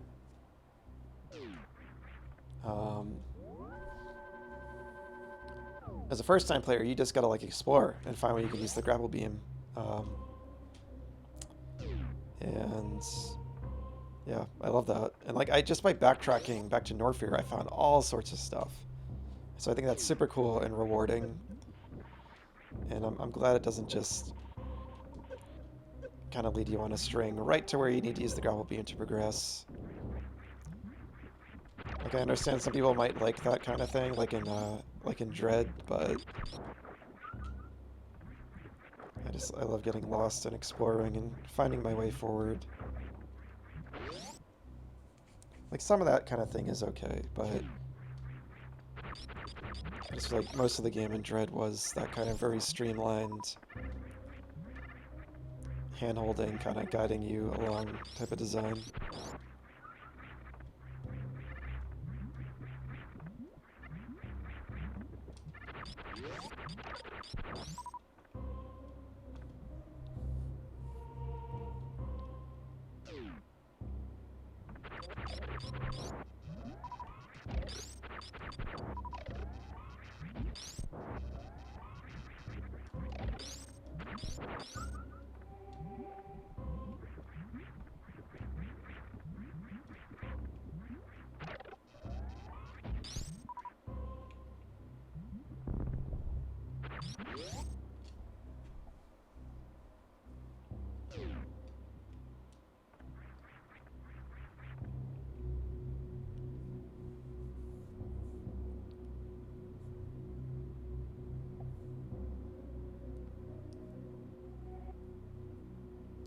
This is definitely a time when kind of the crit path where I need to use the grapple beam, it is quite far away from where you get it, so like I wouldn't necessarily be opposed to like a little more guidance here maybe for first time players.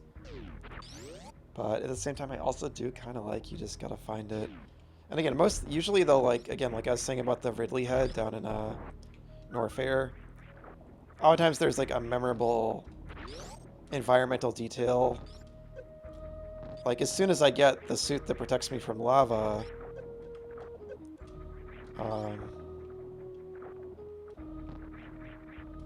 is that the Varia suit, maybe? Or the Gravity? I can't remember which one. I know to go right back to that area.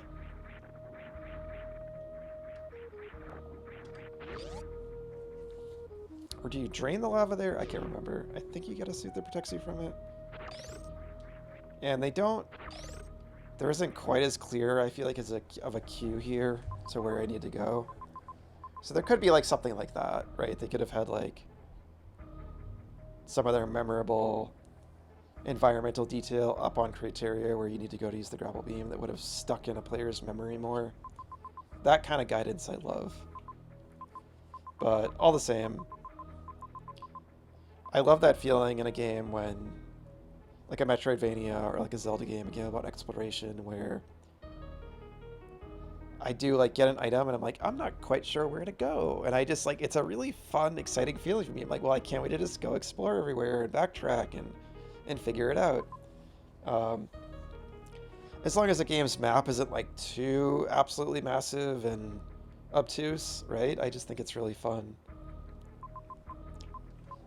And in a game like Hollow Knight, the game was so open that there was always somewhere to go. So I feel like I was kind of saying, I think yesterday that feeling was a little bit more muted, but it was still there. There are still times I get an item and remember where I can use it.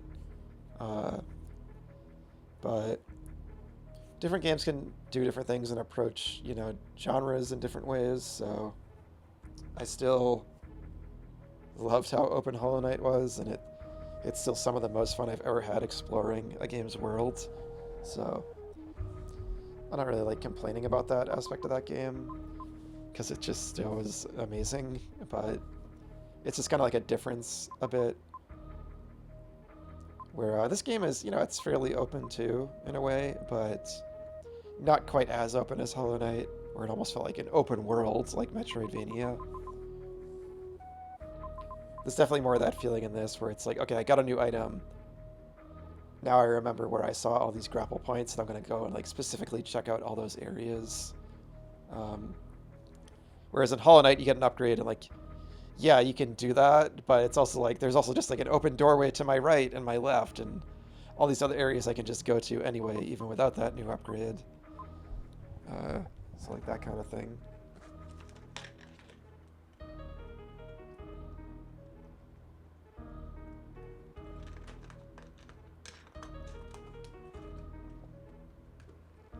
But I think I just appreciate both approaches. And now that I'm replaying this, and I played Hollow Knight finally and stuff, like, I feel like if I replayed Metroid Dread, I'd be a little, maybe ease up on it a bit, right? It maybe wouldn't bother me so much that it was more straightforward. I could just kind of enjoy the action more so, and kind of the strengths that game has, perhaps. Or maybe I'd be even more critical. I'd be even more like, why isn't it more like Super Metroid, the exploration? But I don't know.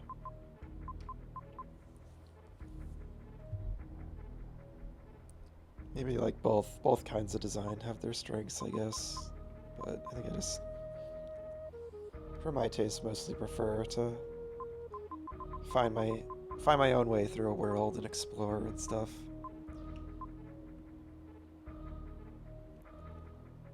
So we can go.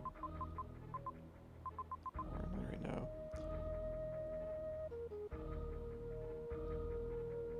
What is that area?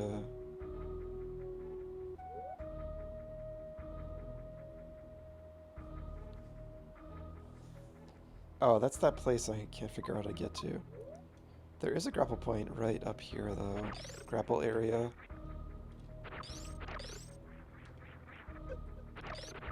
So yeah, even if it doesn't expressly guide you, you explore Norfair, you exhaust it, you can't go anywhere else there. So what do? You just come back to Brinstar. And then like right here, there's a place where you can use the grapple right here. And I remembered it because it's this dark room with all these little like fireflies, and that was like a memorable area to me. So again, it stood out in my memory. So yeah, I think it's just like, as you just backtrack and look at the places on the map you haven't been, I think you'll just naturally end up getting to where you need to go.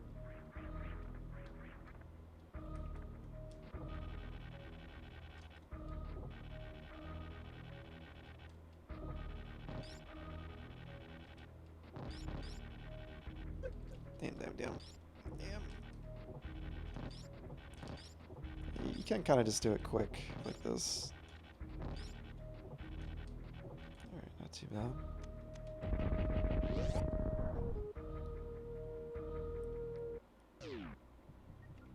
So what's in here?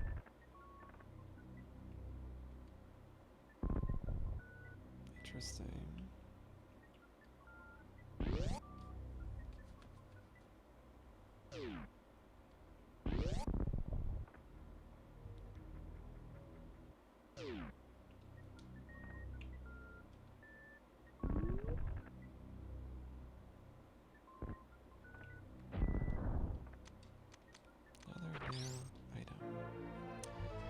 sick. Okay, wow. I didn't think I'd get this relatively early as well. I keep saying that, but I know I'm just like making progress through the game, so obviously I'm gonna get items. But wait, I wasn't paying attention. Oh, you press A. Interesting.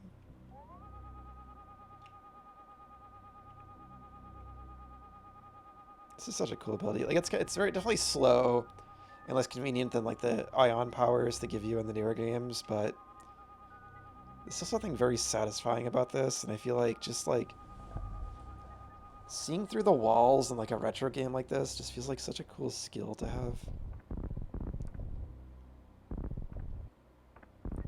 It feels like technologically impressive in a way. Like this might have been like hard to program.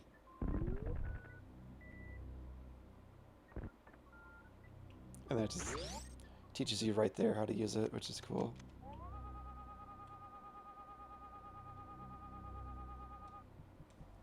And again, it has like a... It fits into like... Just the technology has like that kind of like old school, like 90s sci-fi, 80s sci-fi kind of like clunky feel to it.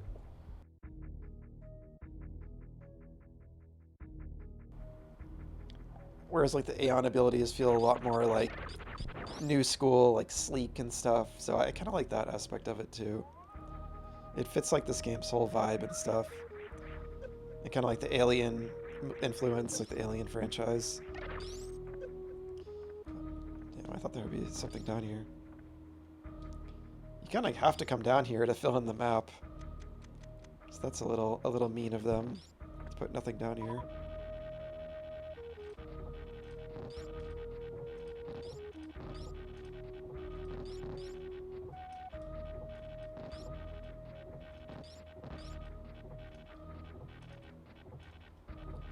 So that's just like totally optional. Like you don't even have to get this, I don't think. But it does kind of should guide you over to it. Because I just got the grapple beam and remember this was here. So it's easy to stumble in here.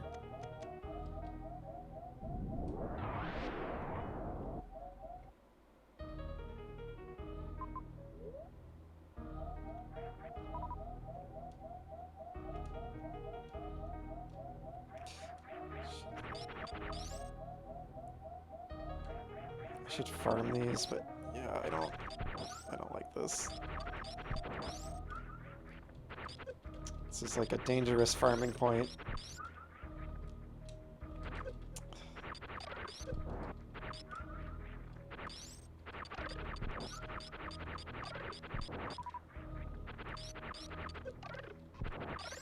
I feel like I'm just gonna get hit here more than actually gonna get health.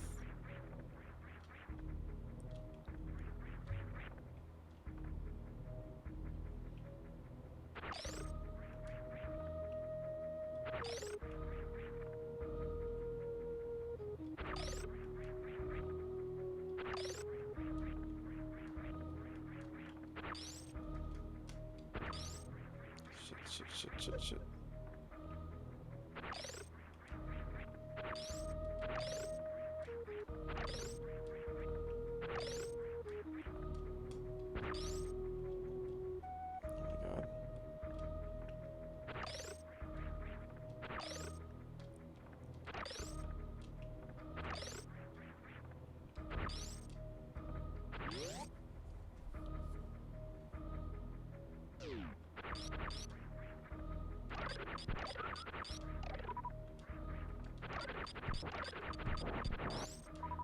Should get that health, but...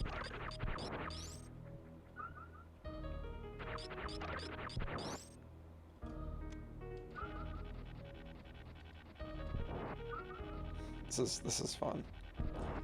It's a good farming tool.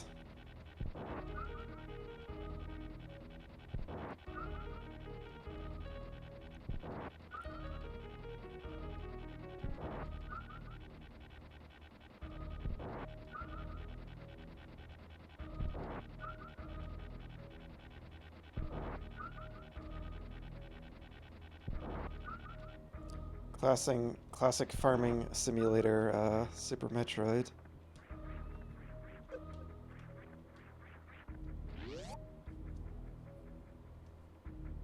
So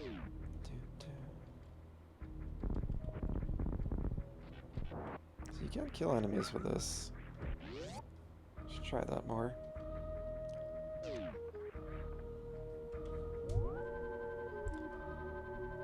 Alright, I'm gonna take one last break for the evening, so I will be right back.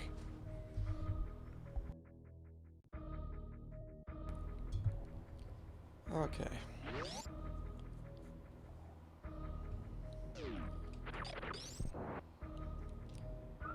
Alright, so I'm heading up to Criteria.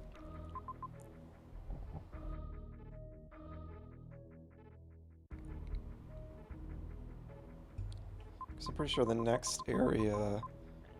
What's on the lower left there? I don't remember that. I think kind of like the next critical, like, main area is the wrecked ship, which is a really cool part of the game. I always love, like, the spooky, abandoned ship or area kind of theme. Really in any game, but again, it's in Metroid Prime too, and I like it there as well. It's in Metroid Prime 3 as well, I believe. There's like a wrecked space station you go to eventually. I remember that area being really cool. You're kind of like actually like out in space and stuff. Like Prime 1 has the space station at the beginning of the game, and this game has that as well. That's another thing like Prime kind of has in common with this game, like I was talking about earlier. But okay, yeah, so now we're up here.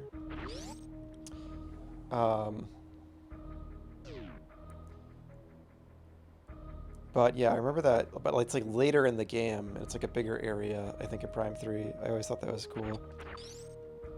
I've only played Prime 2 and 3 once each when they first came out, so it's been a long time since I played those. It'd be really cool to see those get like the remaster treatment like Prime 1. I'm not really expecting it. I think they did Prime 1 to kind of like familiarize themselves, like the new staff at Retro with the Prime games, you know, kind of like train them to make Prime 4 in a sense. Because there's probably a lot of people there that weren't around for the original Primes, and people that are still around, you know, just to like remember, you know, how to make a Metroid Prime game. And again, I still have yet to play Prime 4. I know it got a polarizing reception, which I guess doesn't super shock me just because of how long its development was and kind of troubled, and it's been so long since the Prime 3, and I feel like they kind of just brought Prime back to kind of like please fans in a way. I think the producer Kensuke Tanabe did want to make it because he talked about exploring, you know, Silux more and all that stuff. So I think he did want to explore the story there, but it still felt like it was kind of greenlit because of the response to like Federation Force and stuff. So I feel like I'm not super shocked. It ended up being kind of a weird game maybe in the end, but I would still need to play it and judge it for myself because I really don't know. I don't know like anything about it still. I've avoided like all spoilers. I know there's like that Miles McKenzie guy everyone hates, but I don't really know anything about him, so it would be fun to kind of see what that character's all about. Because I didn't watch like all the overview trailers and stuff. I didn't want to spoil anything, so. But yeah, I didn't play it just because I don't have a Switch 2, and if I was going to play it, I would want to just play like the best version of it, so I didn't get it on Switch 1.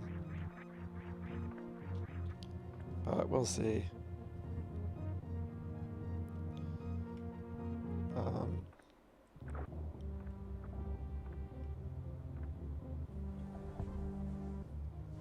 Yeah, so I wouldn't really say it's like a priority, but yeah, perhaps when I get a Switch 2 at some point, you know, who knows when that's gonna be, but yeah, maybe then I'll finally check it out. But what was I saying? I don't know. Anyway, now we're so yeah, again, even though it doesn't like guide you here, like you kind of just think, okay, I'm done with Norfair, let's go back to Brinstar, and you quickly realize there's like a grapple area there where you find the X-ray scope, and then yeah, it's like not too far a walk just back up to Criteria, and then you like immediately there's a grappling point up here, so I still think it's like it doesn't super like hyper constantly signpost you the way Dread does, but the world is not so big that I feel like you won't soon enough kind of run into what you need to do. And it still does kind of loop back on itself in a way where you're bound to kind of come across where you need to be sooner rather than later, I feel like. So, yeah. So it lets you like explore on your own and figure stuff out on your own without being super obtuse. Like, I don't think most players are going to get like super stuck for like a really long time in this. You just gotta be like, you just have to be like open to kind of exploring and trying stuff out. And I personally like that kind of thing. Anyway, this area is always really memorable to me. Like there's all these kind of like pieces of the wrecked ship, I think. And then you gotta grapple across.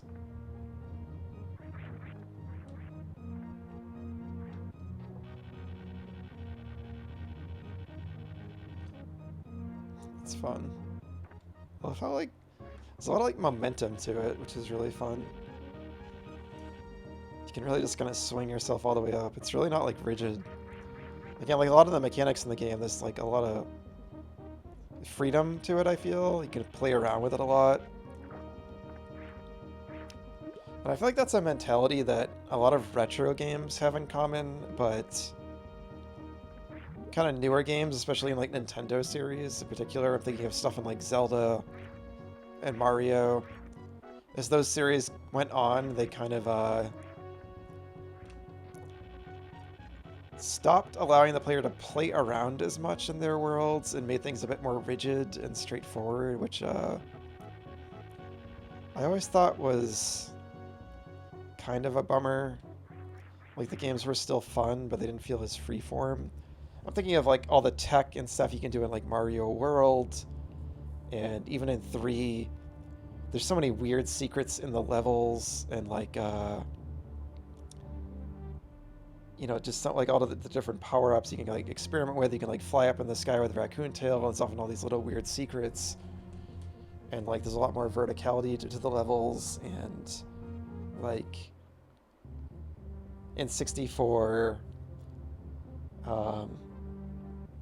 I don't know, just stuff you can do with like wall jumps and stuff like that. And then when they got to like Galaxy, I think things got a little more constricted. And then Odyssey kind of brought back a lot of it brought back more of like the free form kind of experimentation with movement, which I love. Even if the level design is still a bit more like kind of contrived in a way and like specific. You know, you get like one of the capture powers, and there's like a specific area where you need to use it, stuff like that. But I still adore Odyssey. It's still like my favorite 3D Mario, probably. I love how strange it is and how creative all the world themes are and stuff. And again, I love all the mechanics with like Cappy and all the like crazy jumps you can do, all the wild jumps and all that stuff. But yeah, Zelda, I remember in like Link's Awakening and like Link to the Past and stuff, just having fun like using the shovel to like dig every square on the map, and then like stuff like that. And like in Wind Waker, you could just kind of like go into a house and like run over everyone's table, run over all like someone's kitchen table and like knock all their like dishes off and like there's just all these like playful things you could do in those games. I feel like that when we started getting into like Twilight Princess and Skyward Sword, they just got like so much more restricted. Like you get the hook shot in one of the older games, and you can kind of like use it to like in Ocarina of Time, you can use the hook shot to like grapple onto like a rooftop in like Kakariko Village and stuff like that. In Skyward Sword, you can use the hook shot on like specific targets and like vines, and like that's it. Like they just got more contrived and restricted. And then of course Breath of the Wild and Tears of the Kingdom brought back that free form experimental design in a huge way. And that's one of the many reasons, I appreciated what Breath of the Wild did, and why I think it's like a return to form for the series in a lot of ways, which is ironic because a lot of people say it's like not a true Zelda and such a big departure, and I get that. It is a departure in a lot of ways, but it's returned to like exploration and that freeform experimentation with its mechanics, and like the feel of playing around in this kind of sandbox world and all that stuff. I thought it kind of that felt like those elements felt like a return to form for me. Whereas like obviously the dungeon element is a lot different, and that I understand, and kind of like agree to an extent with kind of the disappointment from a lot of other kind of classic Zelda fans share. I'm kind of one of those fans in that regard, at least. I do miss how like cool and special dungeons kind of used to be and aren't quite that anymore, but even if I did appreciate the Divine Beasts kind of like in Breath of the Wild were a really unique concept. That was a huge surprise. I appreciate them on that level, but anyway, I just bring all that up because yeah, a lot of the stuff you can do in this game with like the bomb jumps and the grappling beam, there's a lot of like freedom with the mechanics, and that's where all like the sequence breaking and stuff comes in.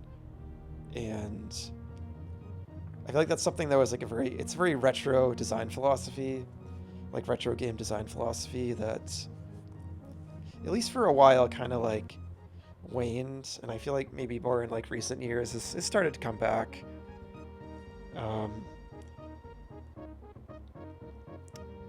In various games,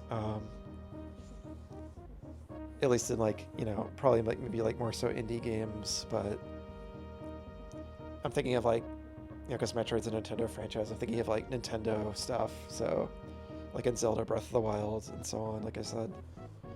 But yeah, anyway, I like when a game allows you to play around with the mechanics. So yeah, you come in here, and it's just like a totally different environment from anything else in the game. It's like, where the heck am I now?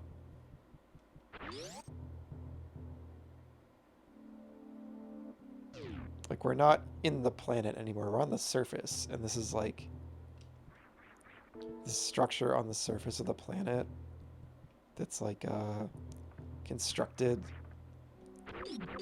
and not organic. It's just like, it feels like a change. It's just really cool. And then like all the doors are locked, which is cool.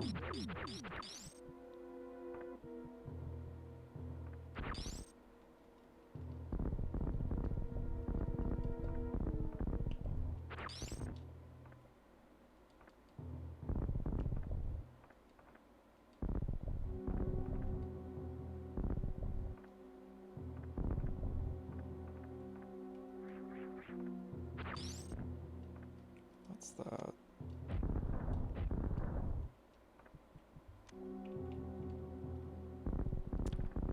It's also just wild. There's just like straight up like ghosts in a Metroid game. In the manual, there's like an explanation for them.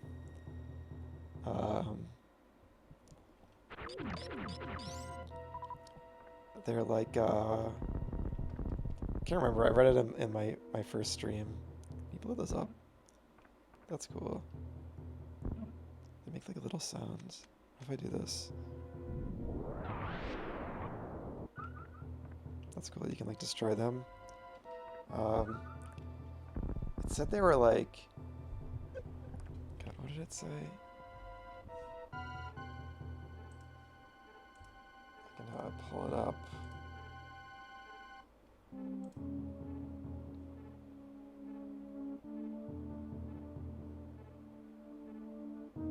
Just looking at the manual. So they're called caverns, and yeah, it says these souls of shipwrecked creatures turn into evil spirits that wrap themselves around intruders. It's just so wild. And then about the boss here, Fantoon, it says the ghost of the ship taps into the vicious brainwaves of the mother brain and attacks adventurers with deadly plasma. So like that's... So it implies mother brain is either controlling Fantoon or they're like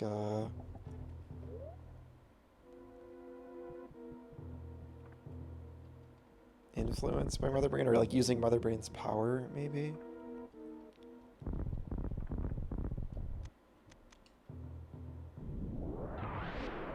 Yeah, I always get these confused. Yeah, I don't think I ever read the manual to this game until this playthrough, so like all that kind of lore they put in it, it's kind of like new to me.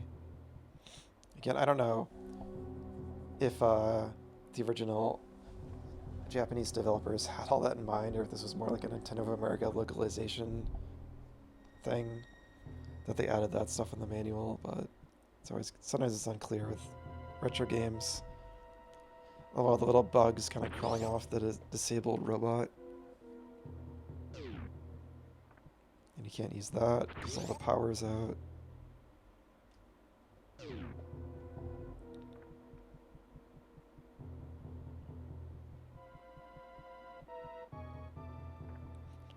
What a vibe. It's so cool. So do you fight Fantoon first? I think you might just fight Fantoon. I want to see if is there a save point here? Yeah, I think you might fight Fantoon and then the power comes back on. I forgot about that.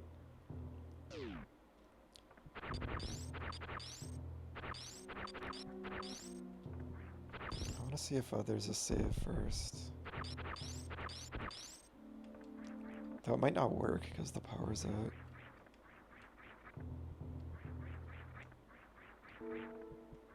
Yeah, because all the doors are locked. That's where I came in. That's right here. Yeah, of course. And it doesn't work. I actually love that. It just makes the area feel all that more like foreboding and dangerous.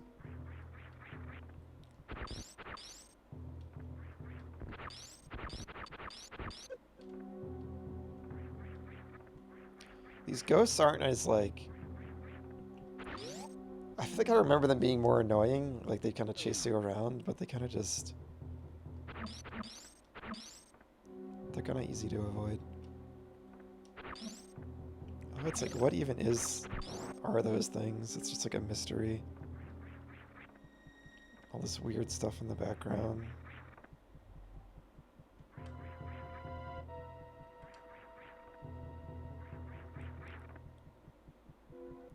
This art in this room, it's just like so retro video game. It's so like 90s. I love it. Again, this game's whole vibe and like art direction is just so distinct.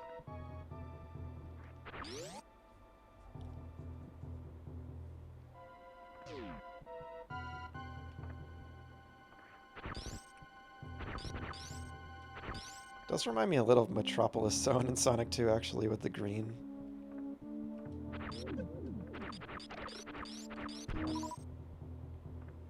So, man, I don't know. I'd have to go back to my ship to save. When was the last time I saved?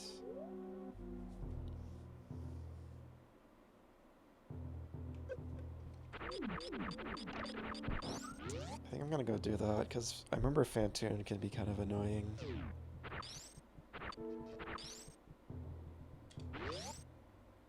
Because my ship isn't too far away.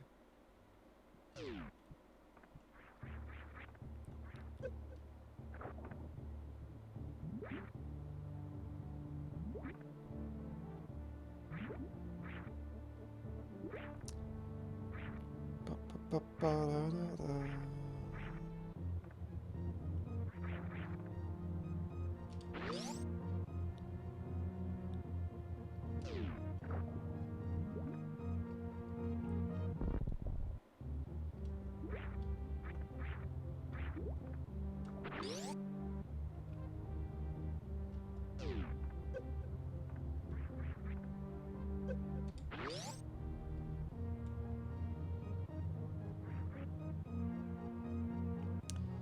Oh, I think they give you that so you have like enough room to run through that actually. That's why they do that. That's why they have this little tube.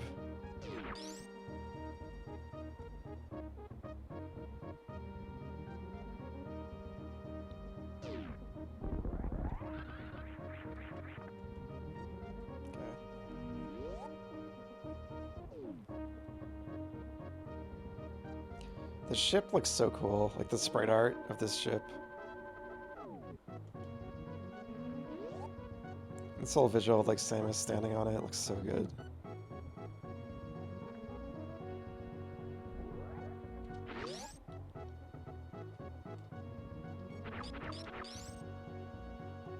Okay, the only thing doing this, like kind of running and shooting like that is hard with the control scheme I have it set to, but I do think the way I have it set up is a lot better than the default control scheme. I don't know why it's so awkward by default.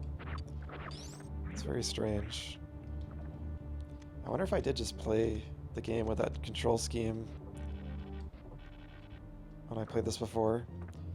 Again, I've played through this game fully, I think at least twice. First time was on the Wii Virtual Console, which is what I'm playing right now. Playing it with component cables hooked up to an HD TV. I do have a CRT, I haven't quite figured out how I'm supposed to stream from it. If I could, I would be. But I still think the game looks pretty damn nice with this setup.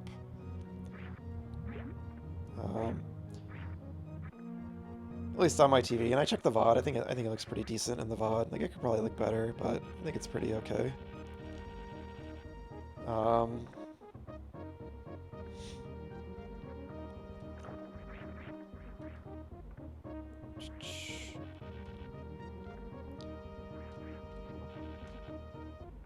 But oops.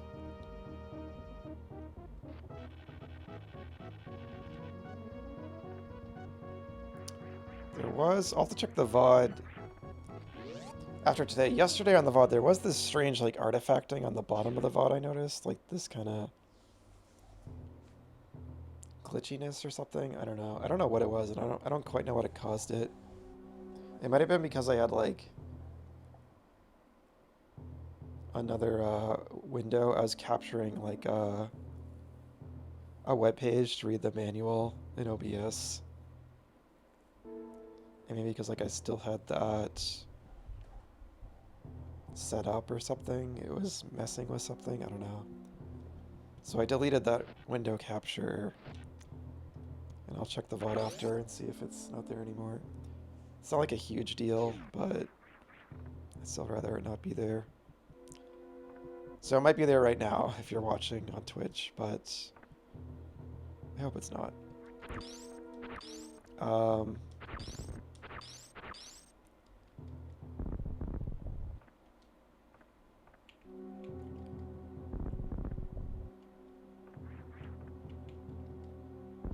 But yeah, and then the second, I'm pretty sure I played through this again a second time a while later, just on a whim, just for fun.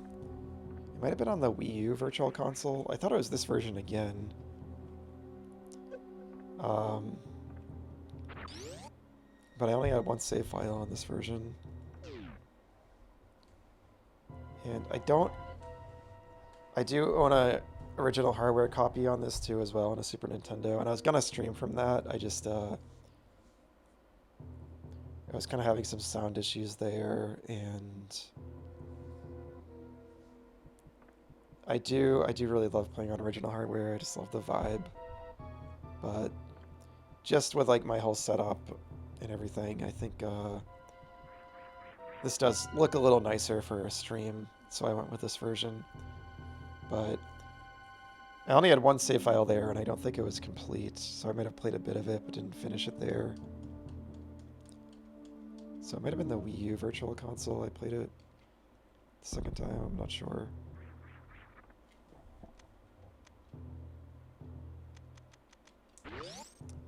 This boss, I just remember, like, just tanking damage from it and just, like, barely getting through it. Let's see how I do this time.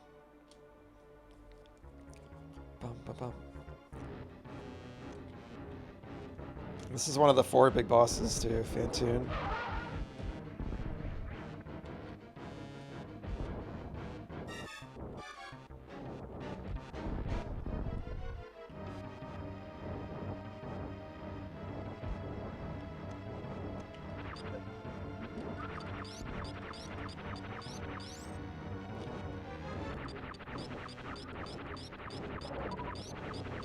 So wild, there's just like this creepy, like, alien ghost boss in this game. All the sound the bosses make when you attack them.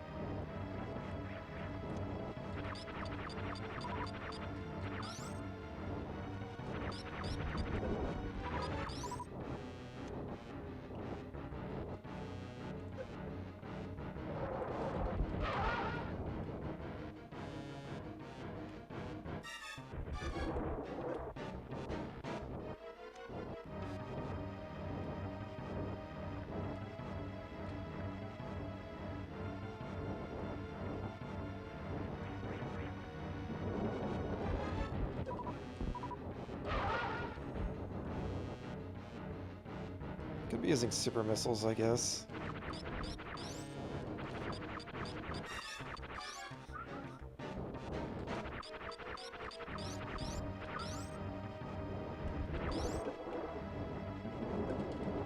Oh, no, damn it. Ah, shit. Get him, get him, get him, get him.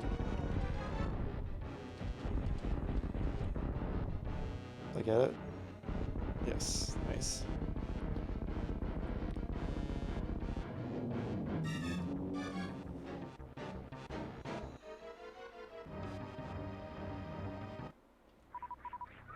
Satisfying getting all those pickups. I like how they just kind of like fade away too. It's like unclear, like you didn't necessarily kill them. I mean, there's some kind of ghost or something. But yeah, spoilers for another Metroid game, but maybe that's why they reappear in a later game. Maybe it's the same Fantoon.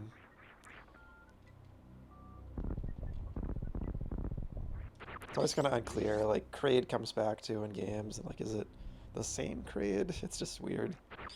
I think Ridley is usually the same, or they like rebuilds him or something. Make him like Meta Ridley or Mecha Ridley and all that. Now the power's back on, and it's got this nice like... That's cool, that sound.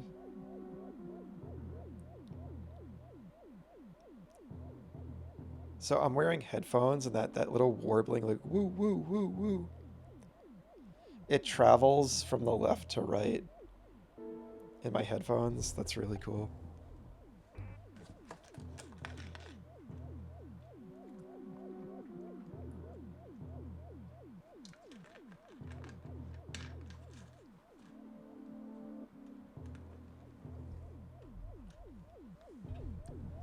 So I thought I remembered you restoring the power in the lower part of the ship. I didn't remember that you fight Fantoon to restore it.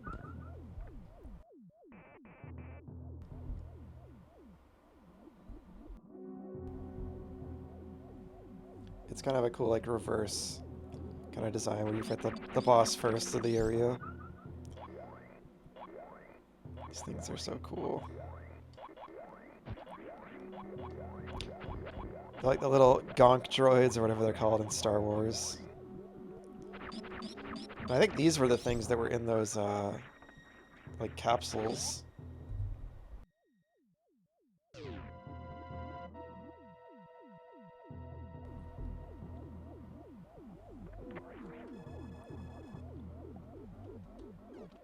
All the sound design here, I love it so much. It's so cool. Again, it's just so... It's very retro sci-fi. It's just like that chunky, used, like, worn, like, retro sci-fi, you know, alien, Star Wars-y feeling. And I know those were, like, inspirations on this game, or at least Alien was. Really cool stuff. Does that hurt you? Yeah. Yeah, see, they broke open, so now there's little... I don't know if they were like a power source on the ship, or they were being, like, contained or something, but they broke out when the power went on. All the doors that are unlocked now are, like, flashing to kind of clue you in. You can go there now.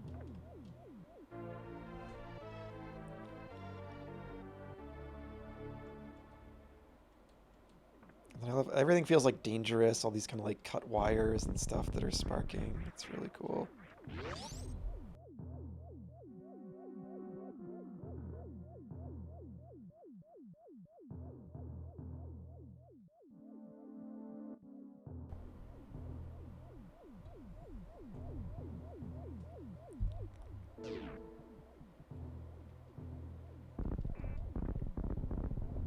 Missed this before. Cool.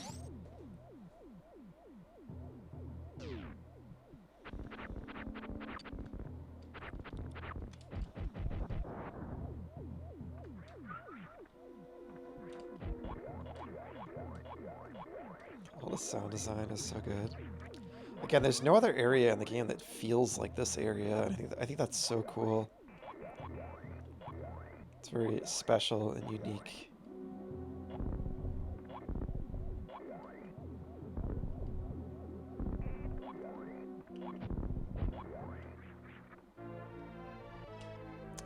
So satisfying finding all these hidden upgrades. Metroid is like one of the most satisfying games to like try to track down all the secrets. This and Zelda, really, for me. And like Mario, the platformers, getting 100%. It's really fun.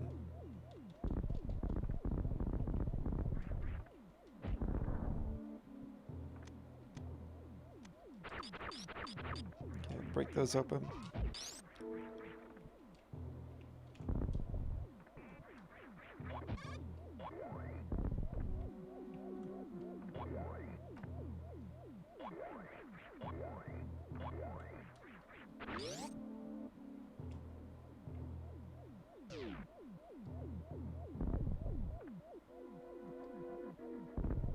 That little so many like little sounds in the music, so cool. They nailed this game's music and sound design.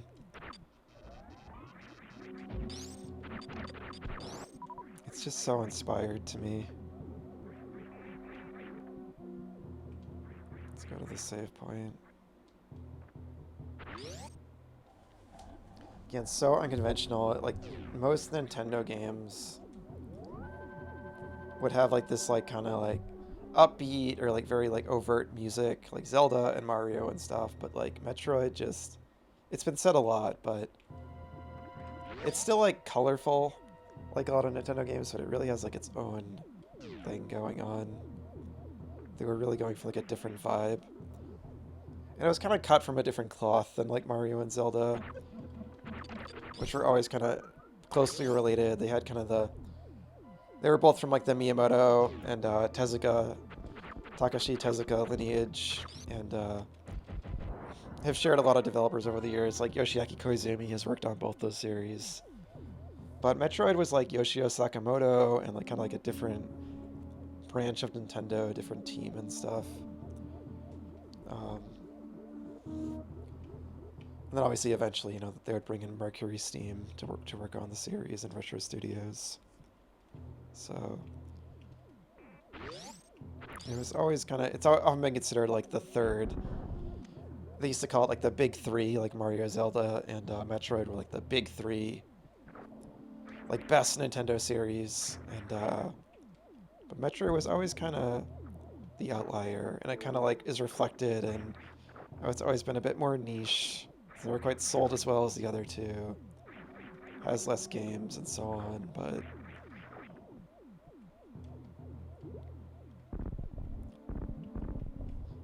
yeah, I do think like, I mean, those three and Kirby are those are my favorite Nintendo series. I'm a Kirby fan. Kirby's just such good vibes. And I really grew up with Kirby games a lot too, so they've always been really special to me. So we must need the gravity suit, which I think you get in this area.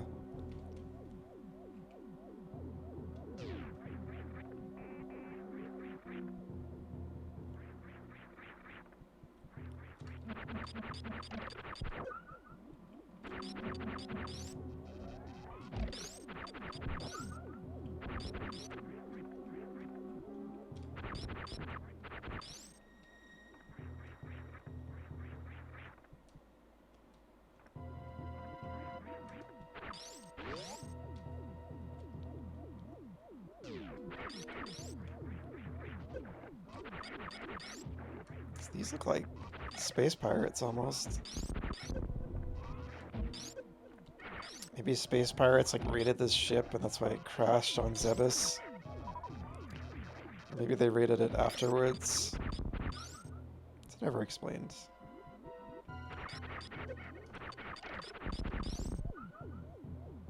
But I always love that kind of thing. It's just a mystery. So what is going on with like this weirdness? It looks like it's almost like an image of the planet on the screen in the middle there. That's kind of like glitching out or something. I think that's what it's meant to be. Like an image of something. This is such a strange ship. Like imagine like humans using a ship like this. Or maybe it wasn't humans, you know, we don't really know. The manual mentions the robots were built by like ancient man, so... But that's the manual, again, who knows if that was like the dev's original intention. And by robots I mean the little like gonk droid things. So these are still closed.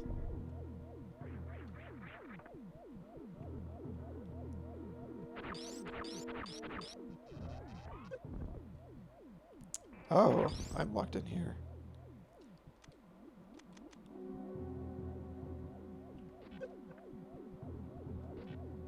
Does that hurt you and you? I don't think so.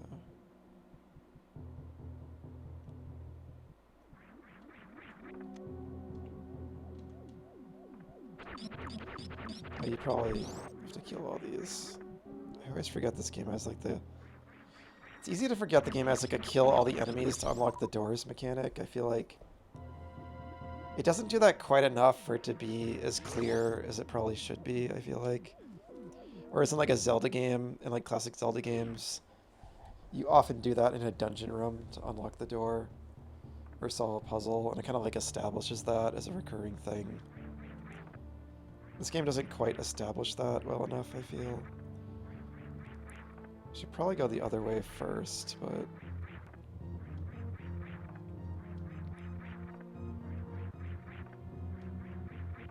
The sky is so dark up here.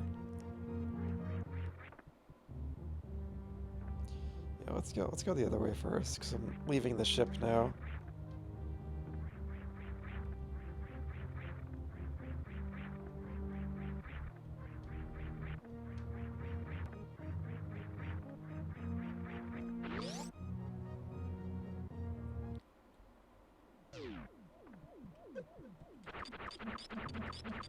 Just gonna home in on you.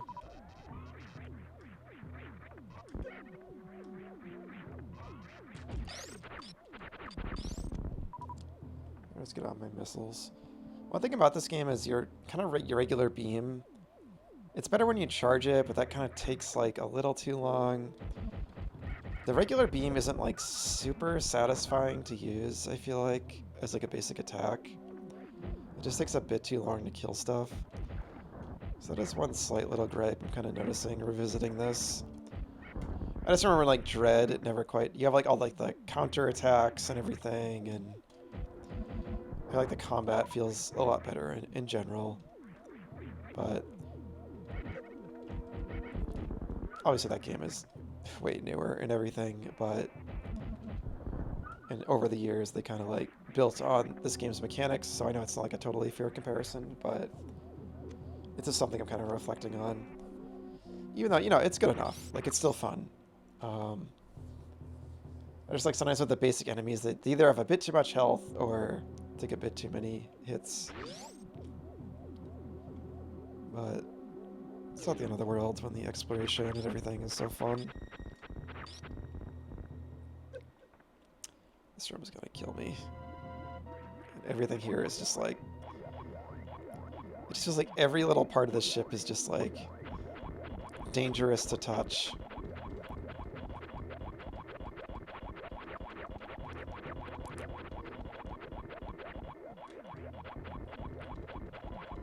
And yeah, not on that note about the combat, I was thinking during the Fantoon fight, my memory is like the bosses in this game weren't great. I feel like a lot of them you can kind of just like tank damage and just steamroll through without a lot of strategy, and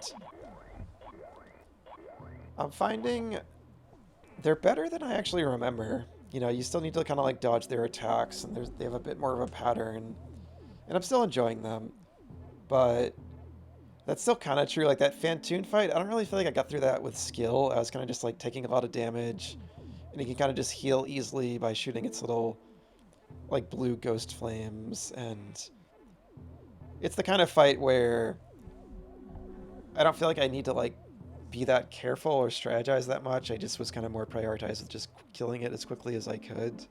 So that's not like my favorite kind of boss.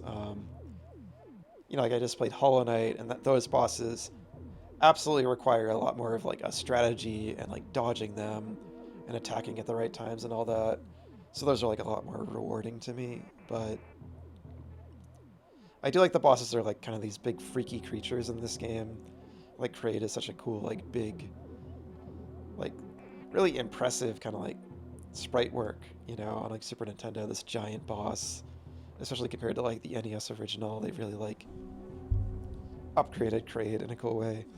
So, and again, the combat was never the point of this game or like any of the older Metroids really. It was more about the exploration and atmosphere, which is kind of why I was surprised how like I feel like Sakamoto really went more of like an action route with his later games like Other M and Samus Returns to an extent, even though that's a remake, of course, and especially Dread. Because Metroid was never like about the action to me, but it kind of eventually became about the action, which is interesting.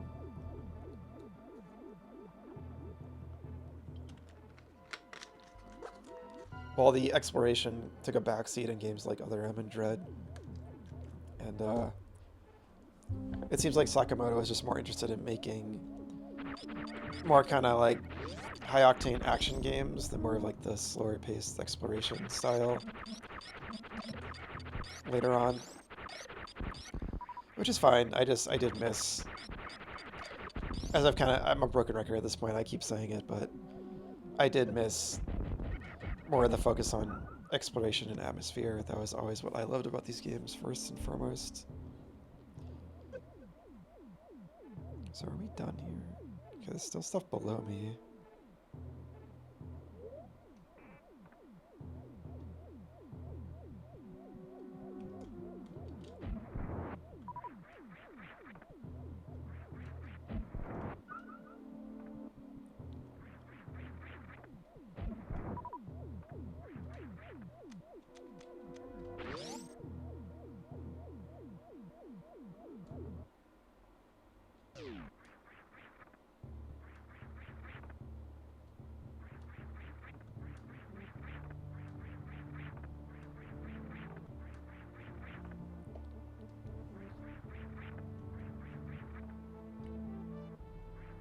stand on this thing.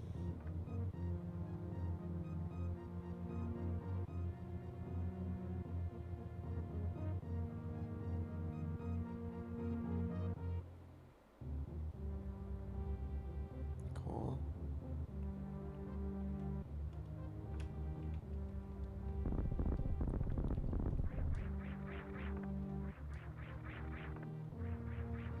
There's one up top too I gotta get to.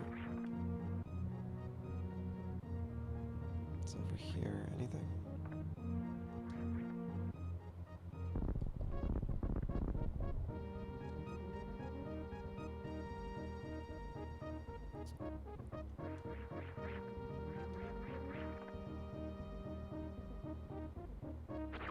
It's interesting how this ship is so tall, too. It's just like this huge ship. Okay, here we go. Item room. Got it.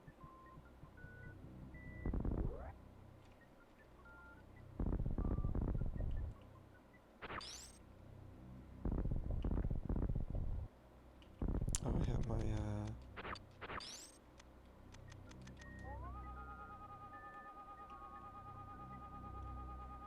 I forgot you could actually see. I think you're seeing like the item inside of the item ball.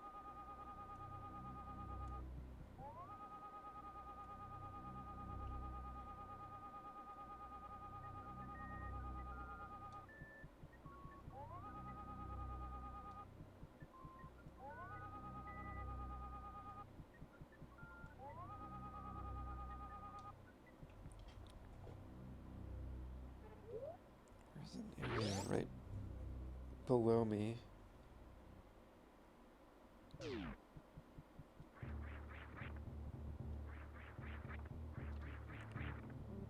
Something else I appreciate about this game compared to Metroid at NES is you can hear Samus's footsteps still, but it's really subdued. It was much more of like a pronounced, kind of like funny sound in Metroid 1. Just this constant like tapping. I feel like they very intentionally made it more subdued in this.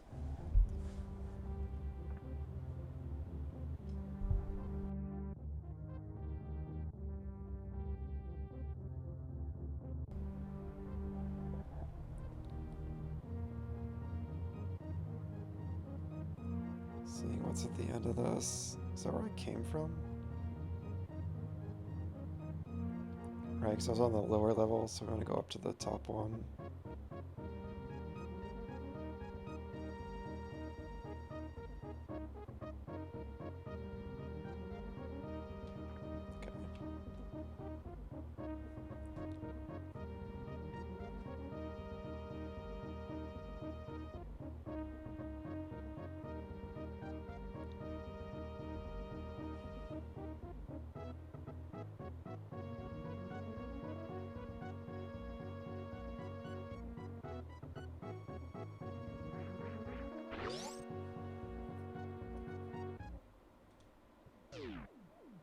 This is where I came from.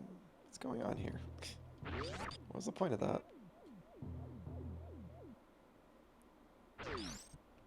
Maybe there's an item on the far left or something. Ah, okay. I was thinking this would like drop me back down to where the entrance to the wreck ship was. That makes sense.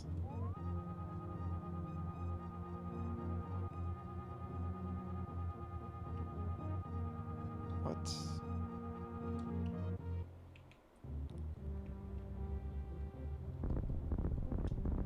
There's something over here.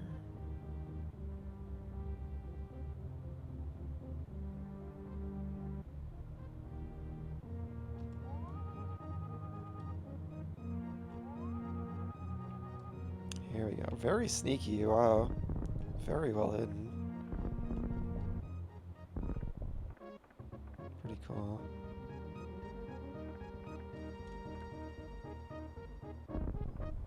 God, this is quite a maze. Oh, actually, I bet this, like, leads back down. I don't want to go this way yet.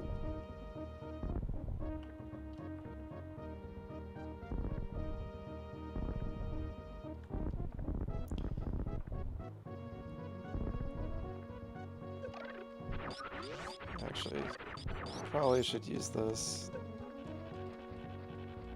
It's so funny, you can... I don't remember doing this, so you can farm this way.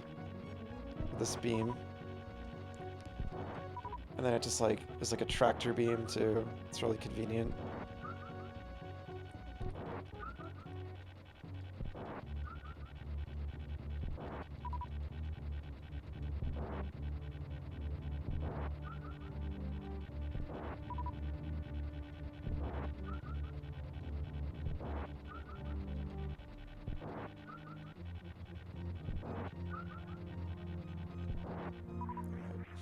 It's just so slow.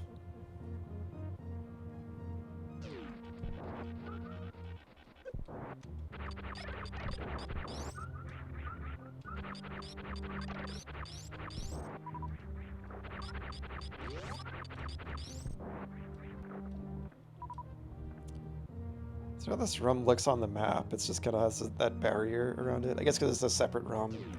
And it considers all this out here one big room. Almost seems like that was like the...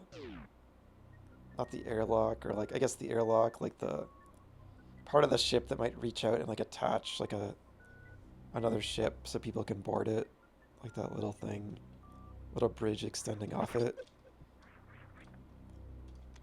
This is probably why they give you that health farm. God.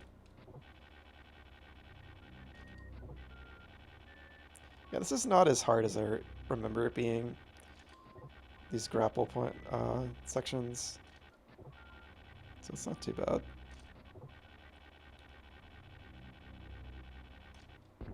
That one with like the flying turtles was a bit tricky, but this part's cool.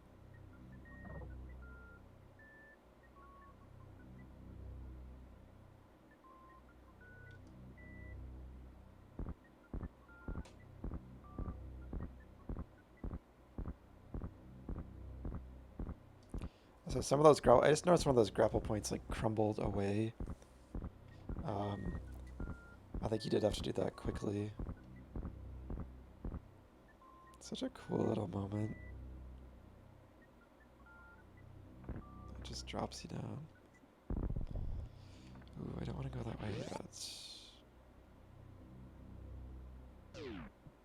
Yeah, this is definitely the suit. Gravity suit, hell yeah.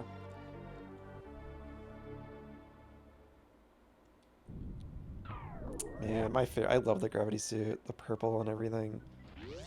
This was Samus with the gravity suit on was always my. No, I wanted to see what was back there. Shit, that sucks. All right, I'll have to go back in there later.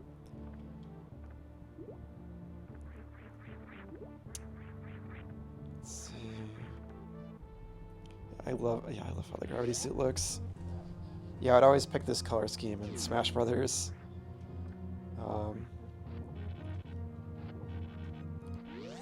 Samus was always like, I feel like since the original game was like kind of my default favorite character maybe in those games.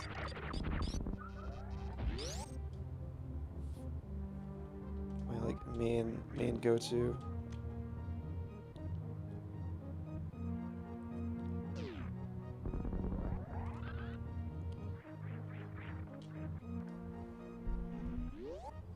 Help us save.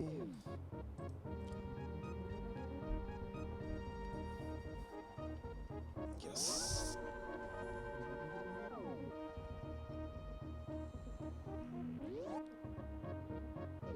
Okay, so I am gonna call the stream here for today.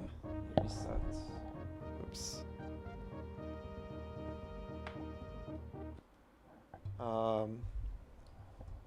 Yeah, I thought it was just a nice little save point to go back to the ship. Tomorrow I'll probably go back through the wrecked ship. There's some stuff I missed there, I think. There was that crumbling floor. It spit me back out of the ship. I wanted to go back in and explore that in the room where the statue walked me across the spikes. So I think I missed something there, and maybe up above too. So we beat Fantoon, big boss number 2, so that's good. Good stream progress. Second stream, second big boss. So, yeah, I'll probably wrap this game up, you know, in another 2 or 3 streams. I'm gonna play it tomorrow. I'll be back tomorrow at 7:30 p.m. EST once again to continue this. Probably gonna head into the Meridia area next, and then I'll continue it next week on Tuesday. I plan to play Sonic Mania for Sonic's birthday, and then I'll continue this game after that on Wednesday. That's the plan. So yeah, I'm really enjoying revisiting this. This game is still fantastic. The atmosphere is so special. Just the sense of progression, getting all the classic Metroid progression with all the upgrades, and just kind of getting lost in this alien underground world and everything. It's just, yeah, it's just such a special experience. And, yeah, I don't know. I don't know. Just what more is to be said? It's Metroid. It's a great time. See that move? I want to figure out how to do that. Uh, I'm not quite sure how to do that. I don't know if I ever figured it out, but maybe I'll look it up later. But yeah, Metroid's always a great time. And yeah, so I'll be back tomorrow, once again, 7:30 p.m. And anyone out there lurking, thanks for hanging out. If you check out the VOD, thank you as well. And yeah, so I'm going to get going. And thanks again. Take care.